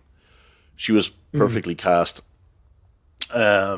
Superman himself was cast well. Like I said, the only people that weren't cast well at all were the parents. But they did Metamorpho well. It was great to see Metamorpho. I didn't think I'd see any TV show with Metamorpho on it done right. I heard they called him something else. Rex. His name is Rex. His real name is Rex. Like Elemento. Yeah, he's the Element Man. Okay, because so that isn't that like his subtitle in the comics? Yeah, it's Metamorpho, the Element Man. Element Man. Yeah, and he did give props to Ramon Fradon after as well, like in the credits, post credits. Yeah, that's cool. I also heard every time you say Ultraman, I picture a Japanese dude. Well, Ultraman is, I think he's from Earth. In the comic books, he's from Earth 2, and he's like a crime syndicate version of Superman. Well, I'm picturing like a Japanese dude in a silver and red suit with the fighting giant monsters. Yeah, which it was pretty obvious. There's a kaiju in it, so there you go. Right? Yeah, it was pretty obvious that was a Superman clone, because why would he wear a hood and stuff like that inside a metal suit? That wouldn't make any sense, but I mean, they used the engineer, Warren Ellis is the engineer from what were those comics? They were like widescreen comics back in the 2000s. Oh shit! Oh, Interplanetary the Infinite. It was like Infinite something or. Yeah, where it was like a Wildstorm, I think, right? Jim Lee had it before DC bought it. Yeah, I can't remember it now. People are screaming at the podcast, going, "It's blah blah blah." I'm like, oh, like the Watchtower they had, and gone now. But it was good to see those different characters in there. Overall it was pretty good. I reckon if you're a big Superman fan, big fan of the comic books, cartoons, I recommend it. But if you're going to go see it thinking it's going to be like an extension of Henry Cavill's universe or anything like that, no, it's completely different. It's night and day. Mm-hmm. It's more upbeat, more bright, colorful, lots of action, some really funny moments, some one or two touching moments. It lacks like I said, because I think it's 2 hours long and he cramps so much into it. It lacks a bit of depth, but that's, I think, you got with a lot of James Gunn movies. It's probably the most expensive B movie you'll ever go see. Yeah, I mean, he can't help himself. The first Guardians of the Galaxy wasn't a James Gunn fluke. It was that woman who wrote the screenplay that he came along and James Gunned up, and then he got her fired and tried to take her name off of the credits. And then he wrote part 2 and 3, which by the time he got to the third one was barely tolerable, because he tends to do this. Like if you look at his Scooby-Doo movies, and they're full of the same kind of thing. It's like 25% Scooby-Doo and 75% James Gunn. And I read his novel, The Toy Collector, and if you read that, it's a fictional story, but you know that it's like, a huge amount of it has to be semi-autobiographical. And it's like a lot of what he does is like the character's an asshole. He loves to write stories about characters who are assholes. The Half and the Bad Guys said that he kind of got the Superman part pretty good, and he got the Superman stuff pretty good, but it was very clear he was more interested in writing the Justice Gang because they're kind of assholes. So, well, no, Guy Gardner is. Okay, yeah. But Guy Gardner's always been an asshole. That's on brand. Same, and Peacemaker was such a blank slate that he could just, it's like, does anybody remember public domain Peacemaker? No. Well, we'll just make him an asshole and have John Cena play him and make it. Yeah, I don't think Peacemaker's public domain. Oh, really? No, he's not. He's not public domain. It can't be. I guess if DC owns him, no. But no. He's one of those characters that gets lumped into that. So yeah, I'd like to see it too. I mean, my part of my apathy is that it's like with the Batman movie. It's like that was like the 9th Batman movie. And the problem with the Batman movie it was fucking terrible. It's not that it was the 9th movie. It was just terrible. He was the worst. He was the worst detective on the planet. Oh yeah, I mean there were things wrong with the movie too, but it was kind of like. But the thing is, like it was like the 9th Batman movie, and they still hadn't nailed Batman. It's like you've had 9 tries at this. Fuck, and then you did an animated series that had you tried to do something like that in live action, and trust the millions of people who love that animated series to support your movie, and just not spend, don't spend $500 million on it. You might have had something, a pretty good successful franchise, but you're trying to be this Swiss Army knife of all things to all people, and you're pleasing nobody. And with the Superman thing, it's like, this is the 7th Superman movie, and that one, you nailed Superman in the first 2, and then everything else has been kind of like, eh. Well, this one is very much a comic book movie. I mean, you haven't seen any, like the Superman the motion picture was great at its time, but it didn't capture all the craziness or goofiness of Superman. This one does. This one completely does that. Right. And I would like to see it. I'm okay with it. It's just the time and trouble and $20 to go see it in a movie theater for me, as someone who's not like a huge fan of that particular comic book character. I'd like to see it, but at this point, just the way the studios have been and the whole geekosphere has been, I'm just kind of like not interested anymore. The thing that bothers me is, like, I loved the Fantastic Four, especially the John Byrne run. That looks like garbage, Russie. Oh yeah, even Marnie said to me when we were leaving the theater, she said, "I'm not going to go see Fantastic Four." I'm like, I'm not either. Yeah, I mean, I to be honest, I would pay to stream Superman. The Fantastic Four, I don't even know if I can be bothered to pirate it for free. Because that's another one, like, of all this is like the fifth Fantastic Four movie, and they haven't improved on the Corbin version. Yeah, I mean, you want to talk, and that's pathetic. I mean, you want to, yeah, but that was the most comic booky version. It was, because the guy who did the storyboards. I called him out. I said, "Were you channeling Jack Kirby?" And he says, "Oh my God, I was like, I practically had the comics out and was tracing off of them."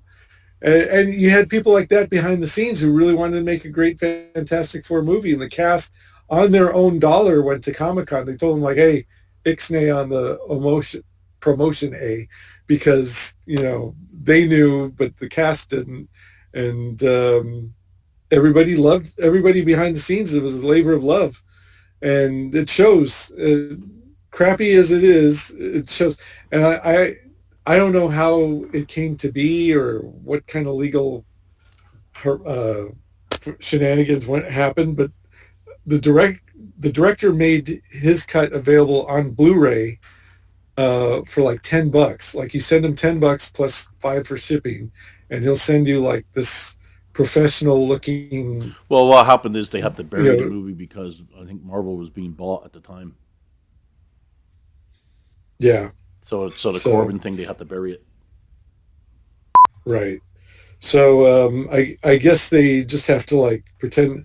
I guess if they tried to sue the guy for selling copies of his own movie off basically out of the back of a truck, they would have had a lawsuit and they would have called more attention to it than they wanted, I guess, maybe. But anyway, yeah, the Roger Corman one stands as probably the best Fantastic Four movie yet, because that just I can't. There's so many clips out there of it now. I can't imagine knitting that together and whatever scenes are missing, because they really haven't shown the Galactus stuff yet. So, but I can't imagine that being so good that it saves all these clips that look terrible. So it's not just that. You already know the end of it. Right. I mean, there's going to be no shock or surprise. They're in an alternate Earth because there's racial harmony in the 60s and everything's good, and JFK is probably still president or whatever, so everybody's good and kumbaya, all right. And then Galactus arrives. Boomer heaven. Yeah, and then Galactus arrives. They can't save the planet, but they end up going to an alternate universe, which is the 616, which is where all the Marvel movies are based on. Right. That's what's going to happen. So you already know it because there's no mention of the Fantastic Four in any of the Marvel movies except the Multitude of Madness, that one, where you see an alternate version of Mr. Fantastic. Right. And you know what? It's kind of like if I'm so not a hater of just automatically knee-jerk thing. I didn't like the idea of the female Silver Surfer. But maybe when they do the thing where this Fantastic Four comes to our Earth, they bring out the Norrin Rad bald dude Silver Surfer. They could still do that. I mean, that's still on the plate. They could also do it. But I think what's off-putting for most people, for me, it's Pedro Pascal. He's in everything. I like I said to you before, I think he delivered my mail the other day. He won't turn down any job. He won't turn down any job. Was he playing that music in your backyard too? and the thing is, he's in another movie that comes out this in the next week or so with Joaquin Phoenix. Like, the guy can't turn down a job. I'm like, come on, dude. He's I was gonna say, well, he's Mexican, but he's not. He's from Chile, so yeah. I don't know what the Chile people are all about. But it's funny, yeah. I mean, you're not kidding. There's a movie theater right next to work, and I have to walk by it every day to catch my bus. There's like 2 movie posters side by side with Pedro Pascal. There's the one you're talking about, and there's the Fantastic Four. And he looks, and have you seen the comic book that's like the prequel to the movie where they recreate the Jack Kirby cover and they put the movie cast on it, and he looks ridiculous. He doesn't. I think he was totally miscast. Yeah. So at first I was fine with him. He seemed like kind of a crybaby when he was. Remember when there was a little kerfuffle when they were during The Mandalorian where they were like, "Oh, he's upset because something the suit's uncomfortable and he wants to." It was some kind of like diva sounding thing on the set of The Mandalorian, and I was like, oh, bro, put on your man panties and just get over it.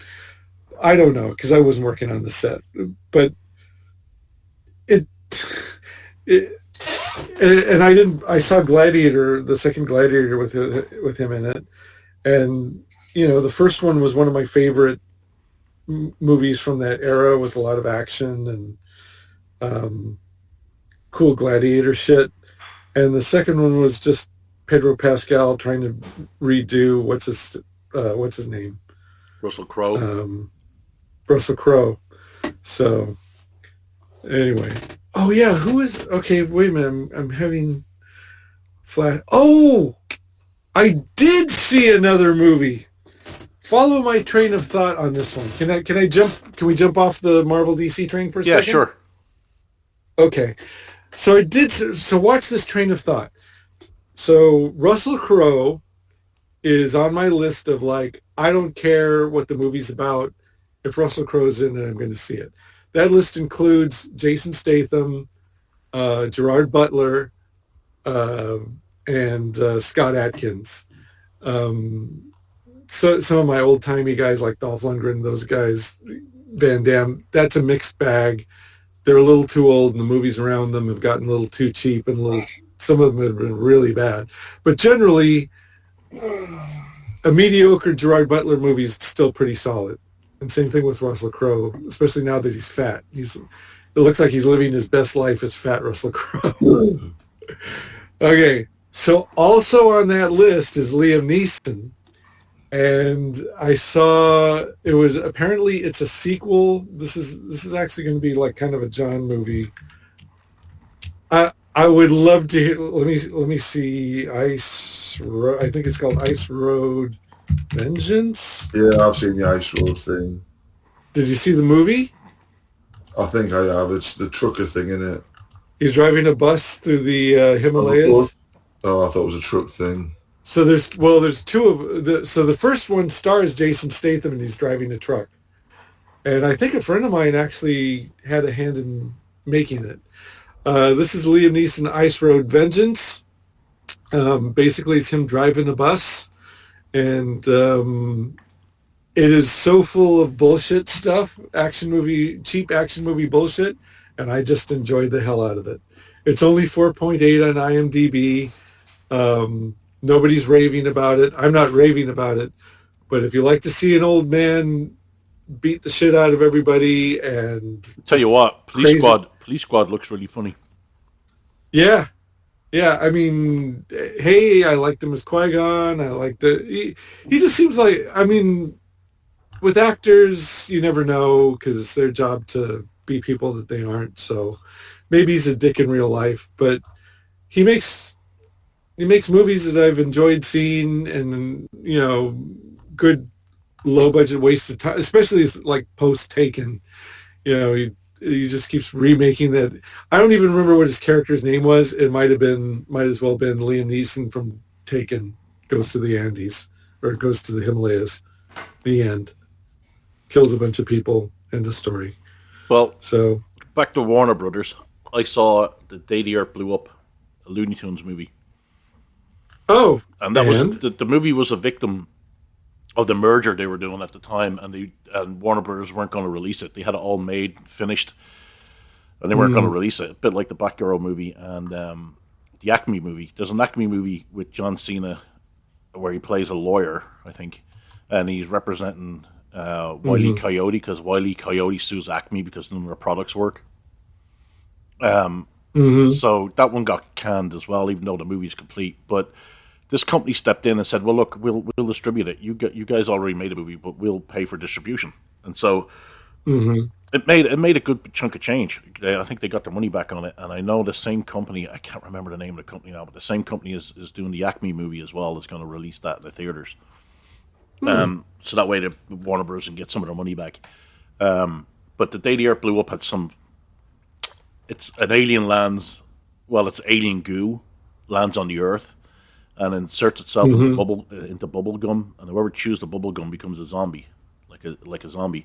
And only Daffy Duck and Porky Pig can save the day. Now, there's some really funny moments in it. There are a couple of adult moments in it that where the gooey creature's trying to shove itself down Daffy's mouth, and he says a joke in there that only adults will get. But overall, it was actually a pretty fun movie, animated really well.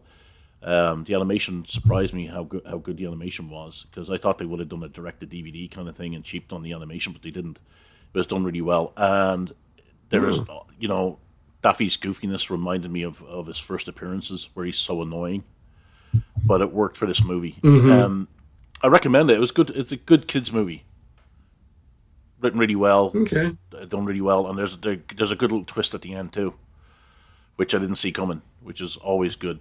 Because usually when you watch so many movies, you can tell what's going to happen. This one you couldn't, so it was a nice little twist at the end. So I watched that. What did you watch, John? I've watched nothing. Seriously? Yeah, I've been busy doing other things. I ain't got time. I ain't got time anymore. My life is too short. Well, speaking of things that have been held back, I heard an interesting bit of, I don't know if it's gossip, but author came to sign, she dropped in to sign her book, and which means she just basically went like, "Oh, hi, I wrote this book. Do you mind if I sign it?" And so we're making small talk. So she wrote the book was like a middle grade, which means it was sort of aimed at the Harry Potter age kids. So she said that there's a series called Wings of Fire, which I think they're up to like they're in their tweens, and they've done it's a novel series, but then there's like graphic novel adaptations, like book one has a graphic novel counterpart adapting it, book two, and so on. I think they're up to double digits on the graphic novels, but they haven't done all of them yet. So Wings of Fire is basically all dragons all the time. All the characters are dragons, and it's Game of Thrones shit without the humans, aimed at 10-year-olds. It is hugely popular, and it's one of those series like that kids ask for because they want to spend their own money on it. So the only other one that's like that is Dogman, and that one that I took the picture of the creator with. But even that one's older and not as popular now as Wings of Fire is. It's just really nuts. And so she said that Netflix backed out of the pilot for Wings of Fire, and she said it was either completely done or mostly done. Wow. Yeah. And I was like, that's insane, because that's like one of the most popular that's like second only to, I mean, that's in the same top 5 tier as Dogman. And that I thought the movie was going to be a little more popular than it was, but it's still like wildly successful. I mean, I'm sure it made them all that much more richer. But for whatever, I can't even fathom why they would back out of the Wings of Fire movie or pilot or whatever it was finished or mostly finished. So she said that basically the publishers are backing more and more out of middle grade age stuff. So because of Harry Potter and because of Percy Jackson, that's been like the gold rush for publishing and authors and whatnot. But I guess they figured that there's enough of them. The fact that a lot of them are about black girls who love science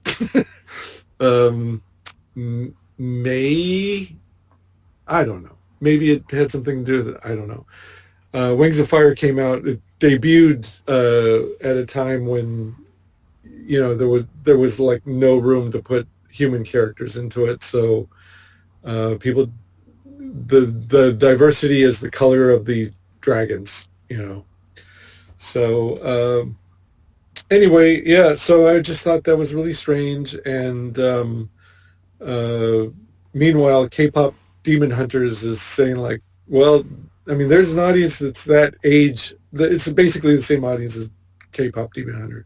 Like, well, basically, there's an audience out there that's that age that wants to see that kind of thing, but they're not interested in making stuff for them. So there you go.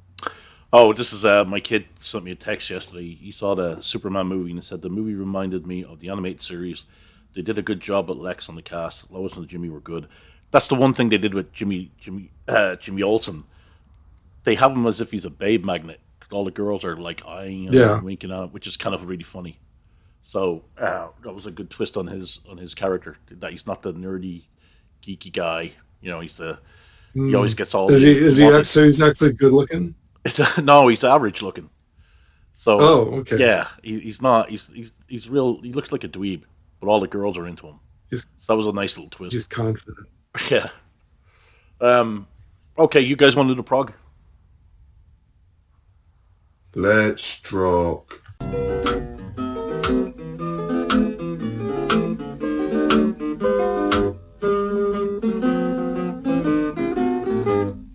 Pew, pew, Barney McGrew, Cuthbert, Dibble, Grub. Alrighty. Come on. Here we go. Prog 2440. And we have a azimuth cover by Tazio Betten. What do you think of that? It's a sexy pose for the Prog. I mean, what the hell? Gordon Reddy going to be complaining about this? Probably. It's all right. It's good. It's a good cover. It's a good cover. It's not very striking, but it does the job. I don't like the Mazes of the Mind text, but I think they should just do covers without text on them at all. Just do the cover without text. Let the art tell the story. Yeah. But by the way, it's beautiful artwork. It's beautiful artwork, though. Yeah. Well, we're going to be seeing that again when we get to the story, but... And inside we have Rogue Pooper is coming to a screen near you soon. Is it? Yeah, television screen. A television screen. Oh, John's getting salty. Well, I just think it's going to be a massive flop. I just think... I mean, people... They can't read the room. No, they can't. I mean, the only reason this got made is because of David Bowie's kid. That's the only reason it's getting made, because he had interest in the property. Other than that, the Rebellion would have nothing, right? Now, it's good to see him taking a risk on Rogue Trooper, but when I say they can't read the room, is that nobody wants to see a war film, even a future war genetic infantryman film with all that's going on between Ukraine and Russia and everything else. Nobody wants to see that. It's like what Rossi said about Dread. Nobody wants to see a fascist cop movie like in the height of the riots and shit like that. It's not going to happen. Nobody wants to go see that. So the only way Dread will work is as a late night cartoon, and probably the same with Rogue. Rossi, you taking a whiz? No, I'm here. Oh, I thought I heard someone. That might have been John. Having his Coke, his pint of Coke. So they can't. Yeah. So the Rogue Trooper movie, I don't know. I mean, I wish it the best, but I can't see it. Believe it or not, I'm still enough of a 2000 AD fan that if it actually did come to a theater near me, and it cost $20 to see it on a decent screen like the Laser Theater or whatever, I would go to give it every chance in the world, like you would give an old friend, for old time's sake. Like, maybe they will actually pull this off, and I'm rooting for them on that level. But everything I've seen, here's another 20 minutes we can spend on and off it. Everything I've seen, much like with the Red Sonja movie. Oh God! I watched the trailer for that. I'm like, talk about miscast. Talk about triggering. Yeah. But everything they got things in reverse. Both of those movies. Yeah. The thing about the Red Sonja thing, they got it reversed. So the chainmail bikini's too big and the boobs are too small. Even that's not going to save it. Yeah, I mean, it just looks, it's 2020, again, it's, okay, well, briefly, it's a case of read the room. It's 2025, so everybody knows that it can't possibly be like a 1930s or 19, it's not going to be true to the source material or like the 70s comic books. Right. Let's just say that the source material is the Frank Thorne run on the comic book. Yeah, it's not going to be Thorne like that. And anything based on that, because even though Barry Windsor Smith technically did the one where she's got the hot pants, the image everybody remembers is the Frank Thorne costume. Here's a very unpopular opinion. I can't stand Barry Windsor Smith's Conan. There's only one story I like that he did. The rest I don't care for. John Buscema is the guy for me. I think there's enough room for both, but if I have to choose, I'm going to choose the John Buscema as well. Yeah. So that's the swashbuckling, fun barbarian shit. No, it's the barbarian that actually looks like a barbarian. Yeah. Yeah. The other one looks like an old-timey picture book fairy tale. Yeah. Fantasy version. So So it's 2025. Every dude who likes Red Sonja knows that you are not going to get a Frank Thorne looking Red Sonja. The closest we ever came to that was Lucy Lawless as Xena Warrior Princess. And it's like RoboCop. It's not called Judge Dredd, but that's as close to Judge Dredd as we're going to get. Same thing with Xena. That's as close to Red Sonja as we're ever going to get. And even knowing that, I would say fine. But then, they made the movie, and they go off and they make the movie. They like everything we've seen and heard about the actress. We know that she's not going to fill out the bikini and all that. And then they drop this trailer that looks like, it's 2025 now. It looks like a 90s, therefore 30-year-old episode of Xena Warrior Princess. I mean, it doesn't look very epic. It looks like something that was made for television 30 years ago. She's got that black shit smeared on her face for dumb reasons. Yeah, like they used to do in the 90s. Remember that movie, that Doomsday movie or something that they shot in the UK? The character was the same. And I really liked that movie, and I liked Olga Kurylenko. So they're doing now, like, we're decades removed from the original versions of this stuff that I liked back in the day. I liked Xena Warrior Princess. I liked, not Doomsday. What was it? It was called. Wasn't Channing Tatum in that movie too? It was like it was the Eagle or something like that. She played like some pagan woods woman, I think. Yeah. So anyway, yeah, so they're doing this stuff that's like, they're rehashing this stuff that's like decades old in this cheap looking version of whatever. Movies cost $20 and you're going up against whatever MCU or DC or franchise movie that's going to be out around that time. Well, August is kind of like the dumping ground, so maybe it won't have that much competition, but I have a feeling Fantastic Four, even if it bombs, will still be competition. It'll still be on screens that this movie will be up against, Red Sonja will be up against. And I'm like, it's embarrassing. It should just put it on, make it for video, put it out on video. The Solomon Kane movie was somewhere between perfectly good and awesome. And that was a tough sell in the States. And that didn't do well. They just like snuck it out on video. I barely knew about it because I saw a flyer on the ground at Comic-Con because they were screening it there.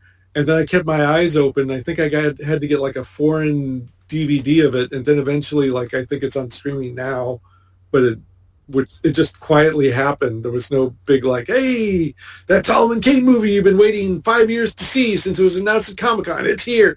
So this one gets a little more of a splash, but it's like, and it's the same thing with the Captain Marvel problem where like there were runs of the comic that were pretty good, but the Kelly Sue DeConnick run, which is boring as hell. It had some good ideas, but boring as hell. That's the run that they decided to build the Captain Marvel movie on. And I'm pretty sure that the Gail Simone run, which is at best okay, is because she's a female writer with red hair, and and they had her write the novel that's supposed to get you all excited about the movie. I'm pretty sure that the comic that the movie is going to be based on her run of the comic. So even though Roy Thomas gets some kind of screen credit from what I understand. So I'm just like, whatever about it. And the trailer is not doing it any favors, and it's embarrassing. So having said that, if I still have $20 on my AMC card, I'm probably going to go see it. No, I'll wait till it hits streaming. Yeah, I mean, to me, that's either, or if I don't have the $20 where I'm not paying it out of pocket, I probably will wait for streaming or something else. Okay, onto the strip where the artist signs every single page. Judge Dredd Tunnels Part 2, Rob Williams, Oren Guerrera, Julia Brusco, and Simon Boland. Megacity 1 2 weeks ago when a Sith walks into Sector House 42 and demands to talk to Dredd. Poor old Joe Ryan has demanded, and he finds out he's Judge Parker Skoronsky, a member of Wally Squad, but apparently he was killed in a raid 5 years ago. When he was undercover, he was so dedicated, he had part of his face removed along with his shoulder and arm. And at the moment, he's talking to the, what's the name of the judge? I've lost it. Judge Jackson. Dredd notes a group of cadets outside the room and just completely ignores Judge Jackson and follows them outside, only to be mistaken, thinking he'd seen someone else. Meanwhile, inside, the dead Wally Squad bod pulls out a mask from his person and then releases a gas of some sort from his shoulder. The block then goes into lockdown with Dredd now outside, who orders an override to let him in. And inside, Judge Skoronsky has somehow pulled a sidearm out of his stomach and killed Judge Jackson and then left the interrogation room. He then goes on a rampage, killing multiple judges and potential perps, and then fires an incendiary at the ceiling, which causes some sort of explosion. This is just fucking ludicrous. Oh, yeah. I remember when I'd had enough, and I was like, I just am not going to read the Rob Williams Dredd stories anymore. And I forgot what it was that brought me back. I forgot why I said I forgot why I went back on that one.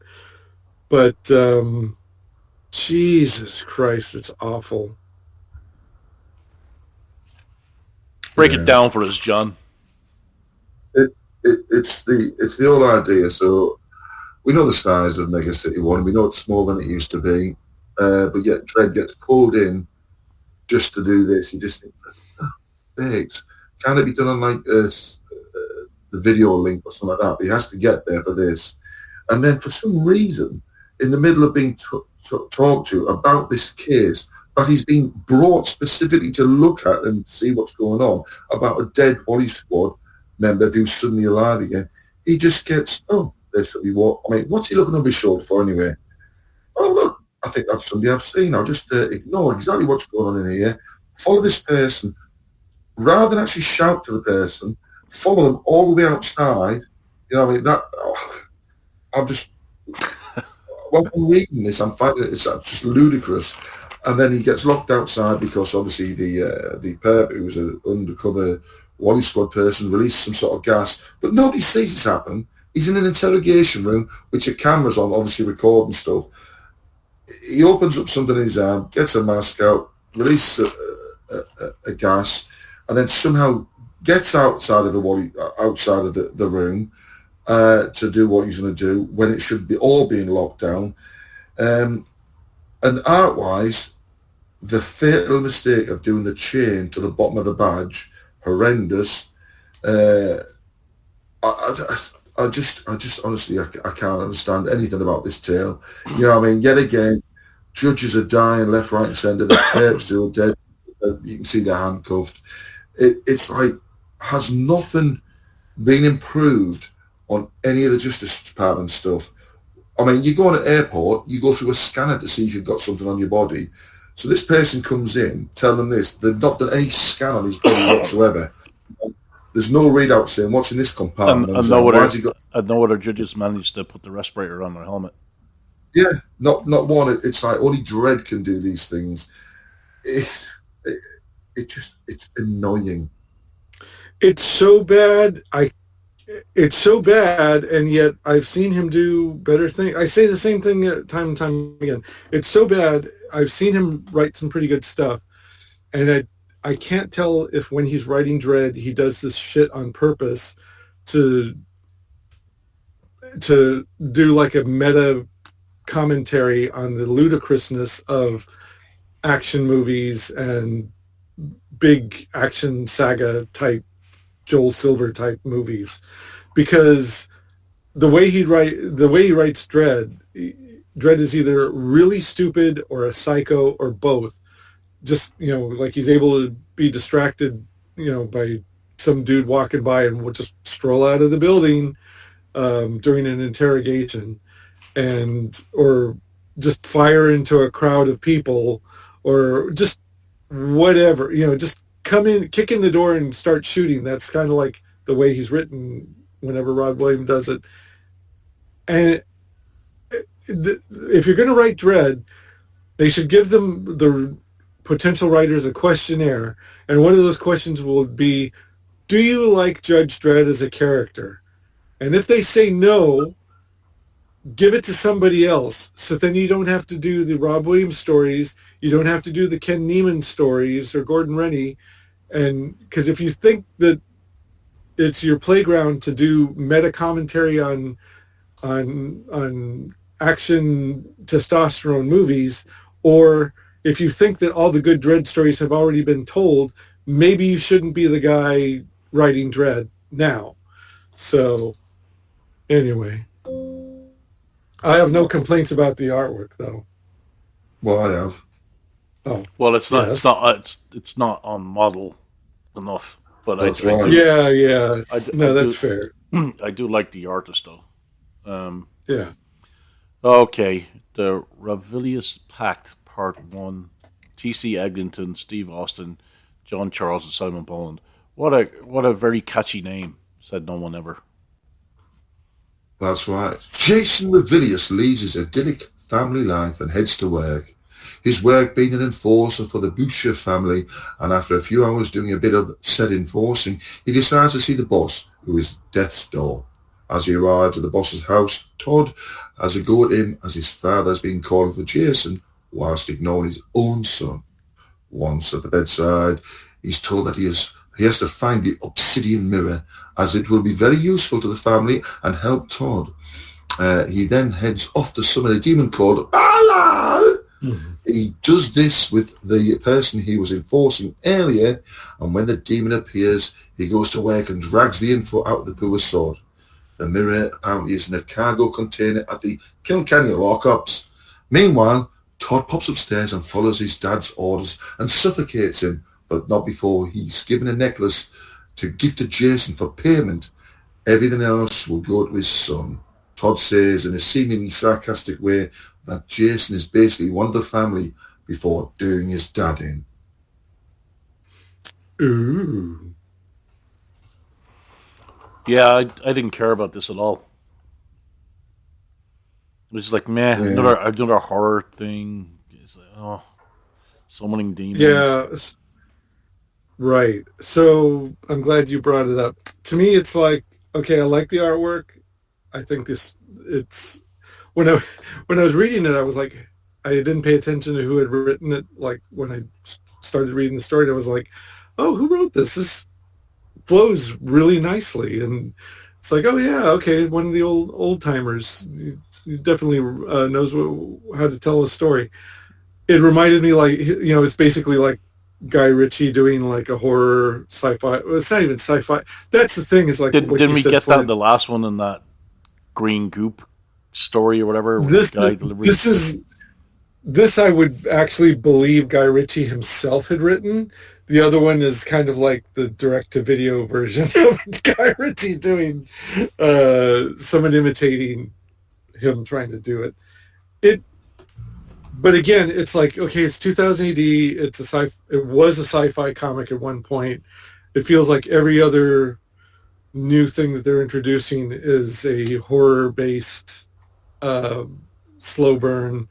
This feels like it's why am I spending money to buy this comic book when it's the same kind of story you could see on Netflix as part of your subscription? Having said all that, I liked it. I want to see where it goes. I liked it right out of the box. I liked it better than the Black Goo and Portals or whatever that was. I like it way more than Hope for the Future. So I'm just, like I said, I'm just disappointed that the 5 pages of real estate are taken up by yet another horror story. But as far as horror stories go in 2000 AD, I'm enjoying this one. You see, you mentioned Guy Ritchie. As soon as I started reading this, I thought of that TV series that I'd only just watched not long ago, Mobland. Yeah. Where he was an enforcer for them, Tom Hardy, and I'm getting that all the way through this, obviously with the added horror. So yeah, it's a Mobland with demons, and I'm sure that's how it was pitched. Yeah. Okay, And go ahead. Which I might add, you watched Mobland as part of your subscription service, right? That's right, I did. There you go. Go ahead. Okay, Tharg's Thrillers, Far Below Eden, Part 3. Alan Kerr, script, art, Ian Richardson, letters, Pippa Boland, and letters, Simon Boland. Tag team. Okay, from this point on, I was reading the Prog fast because I forgot to read it. So these will be short and help me out if I miss anything.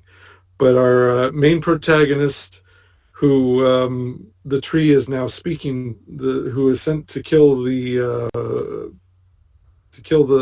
bugs, finds out that it was actually the plants, and the tree needs her help, and it's actually the fungus that was infecting everybody, including her other teammates. And so there's some bullshit explanation about that on the first page. So the teammates take off their helmets, and it's revealed that it's the fungus that had infected everybody, and the tree's begging her to save herself, stop the teammates infected by the fungus. There's a shootout, shoot. She kills them one by one, and it turns out that she's now infected by the fungus. So in order to save herself, she shoots herself in the face, and there's been an explosive device that was planted. The thing kills her. She doesn't shoot herself. Makes her kill herself. Oh yeah, it takes her over. Makes her kill herself, right. So she kills herself, but there's an explosive device, and then the last page, that's what I found confusing, because they show the explosive device in the background, and plants start growing out of the corpses of all the fallen team members, and then they zoom into the thing that says detonate, but I can't tell if that's been activated or not, or if there's a countdown, or if there's, is the tree still going to get blown up by this when this thing detonates? What's going on? Yeah, I couldn't tell either. John, you're the explosive expert. Well, it looks as though that the plant has decided that it's going to do what it tried to get done to begin with. Which was? Supposedly blow it all up, wasn't it? I love the artwork. I don't know. Yeah, the artwork's great. I don't know. There was like some twists and turns. There were so many twists and turns. Like it was like, oh, it's the bugs, and then it's the plants, and then it's the fungus, and then it's the tree, and so I think if I sat down and reread the whole thing all in one sitting, it would be better. But I also maybe it's just me. Maybe I thought it would be more of like a real twist surprise, and that this is just kind of a simple, no, it's this, no, it's that, no, it's the other thing, surprise, the end. Could I be wrong about that, or? Well, I mean, there's a lot of stuff happening, but I mean, my favourite part was on the second page where the other three crew members take their helmets off and we see their faces, and then they quickly put them back on to fire loads of rounds at her, which miss, which is always a good thing in a story. I always think, even when I'm watching TV and films, and I just think the baddies can't seem to hit anything unless they need to hit something, and it's just like, oh God. So obviously that bored me. And then she managed to do fantastic shots on all of them. I mean, they're still missing her. And obviously we get the spiel where she takes her mask off and she realizes she's infected, but she's not quite. It was a three-parter that could have been condensed into one part. Yeah, because I'm unsure, I'm going to give the writer the benefit of the doubt. I mean, I enjoyed it while I was reading it. Everything up until this part, Everything was pretty clear. It had action. It had a neat idea. So could it have been, I don't know if it could be compressed into one, but it could have been two, but the brand is Thrillers, so I get it. To stretch it out to three, fine. I'd like to see more by that writer. It was, I think they have potential. You know, the one good thing, right, is we're not going to see this as a series in the Prog. Well, it's not a veteran writer using these thrillers as a pitch, way to pitch their own series. So, yes. Yeah. Ian Richardson's artwork is really good. He's been around for a while. His stuff is always nice to look at. All right, Azimuth, Abandoned by God, Part 1, Dan Abnett, Tazio Benton, Matt Soff, and the Cosplay Cowboy, Dim Dumbbell. Okay, so we're at the Shadow Band domain, and our main protagonist girl from the cover. That's where we live, Rossi. What, in the Shadow Band? Yes, actually, yeah. I don't know. I don't even know about the Shadow thing. I'll tell you how you know we live there, will I? Because on the last page, John shows up in the middle panel. How do you can tell it's John's avatar?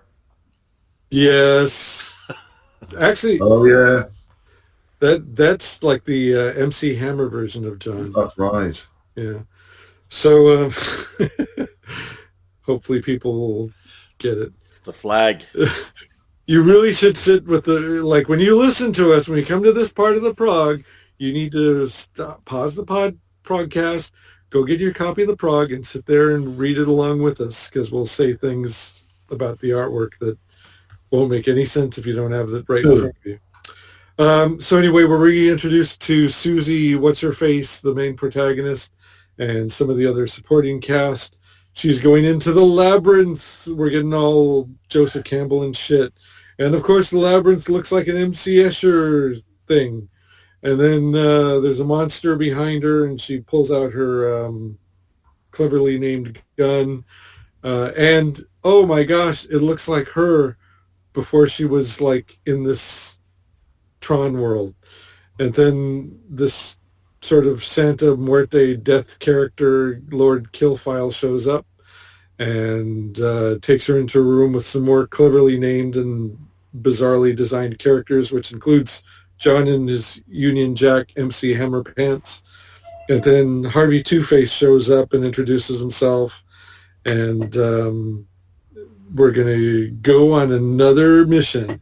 And that's me having barely read the installment, guessing what happened. I did love the name Taylor Moon, though, instead of Sailor Moon. Oh, yeah. Oh, my God. If Taylor Swift cosplayed as Sailor Moon and called herself that would be in the news cycle for 2 fucking weeks. What do you think, John? Again, art's fantastic. I love the way we're following across, and I love that sequence where she's being followed by, she doesn't know quite know really what's behind her. And we get those like shadowy effects of like the axe and things that it's holding, and then we see the gun appear in her hand. That was quite nicely done. People outside are enjoying it as well. And then she turns around, and finally we're getting a thing where you turn the page over and there's a reveal instead of being on the other side of the page. So it's not a monstrous thing following her. We get like, right, well, this is what you got to do, and then we get the lighter sort of artwork where rather than in the darkness just a minute ago, where obviously I've turned up. But yeah, again, it's with this story, it takes a while to because now this is like an introduction to people again, so we're getting all this spiel done to get us ready for a bit of easygoing action rather than not an overly complex. But for some people who might have joined the prog today, they're probably going, "What the fuck? Where the fuck's all this happening?" So, but for us who've been following the story and thoroughly enjoying where it's been going, it's interesting.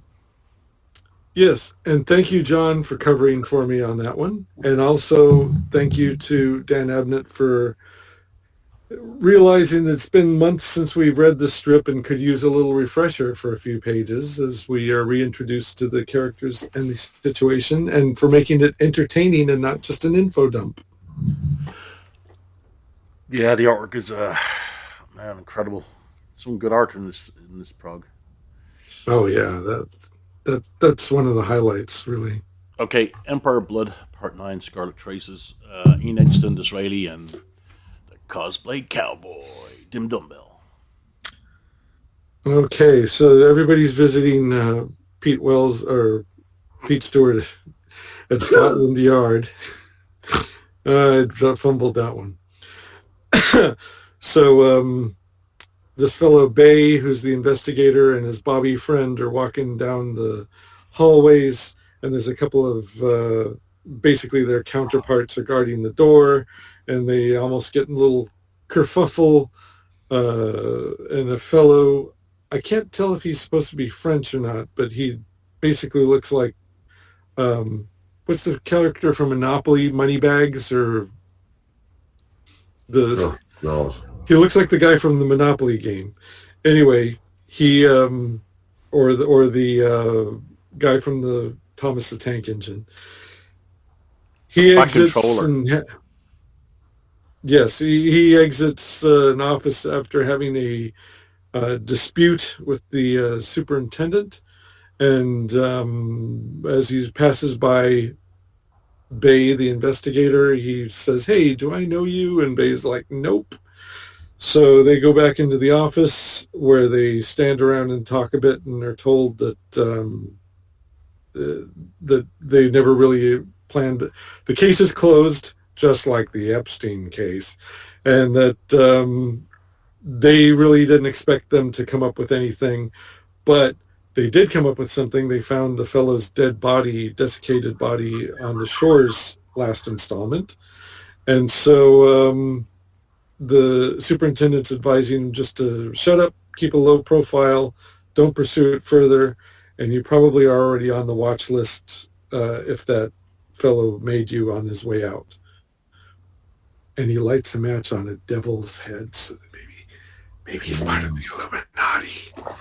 Yes. So, What do you think? I liked it.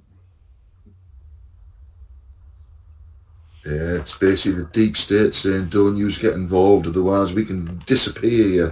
Mm-hmm. Yeah, I loved it. I love the opening image of the sort of like Scotland Yard, the image they've done there.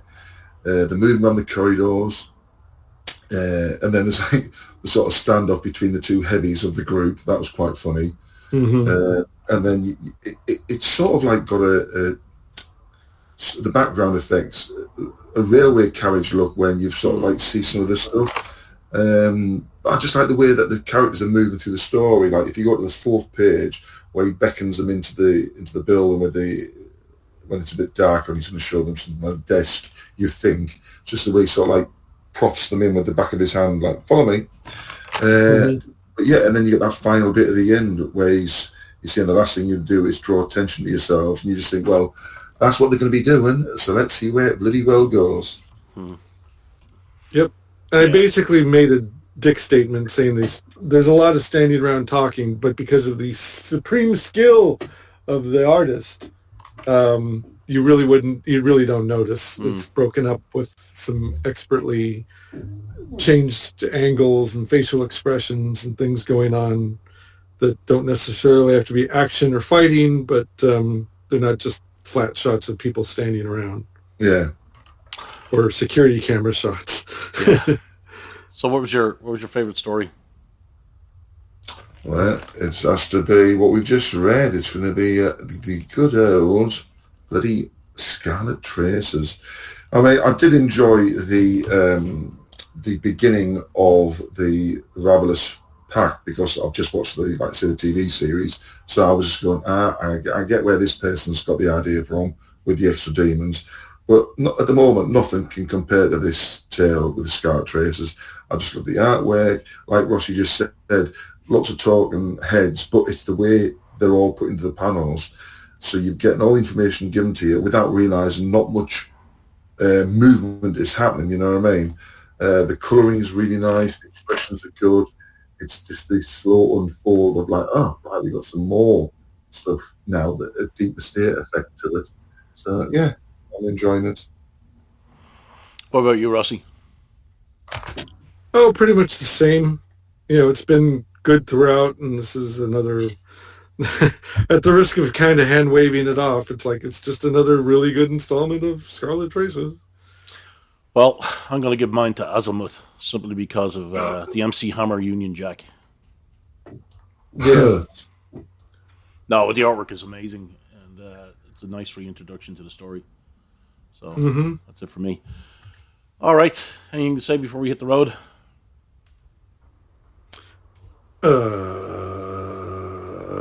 Get White Heat off of Amazon and get The Art of Andrew Sawyers from Andrew Sawyers. You can't, if you're listening to us, you probably can't miss it on Facebook. So, all right, I think that's it. I think I'll stop recording.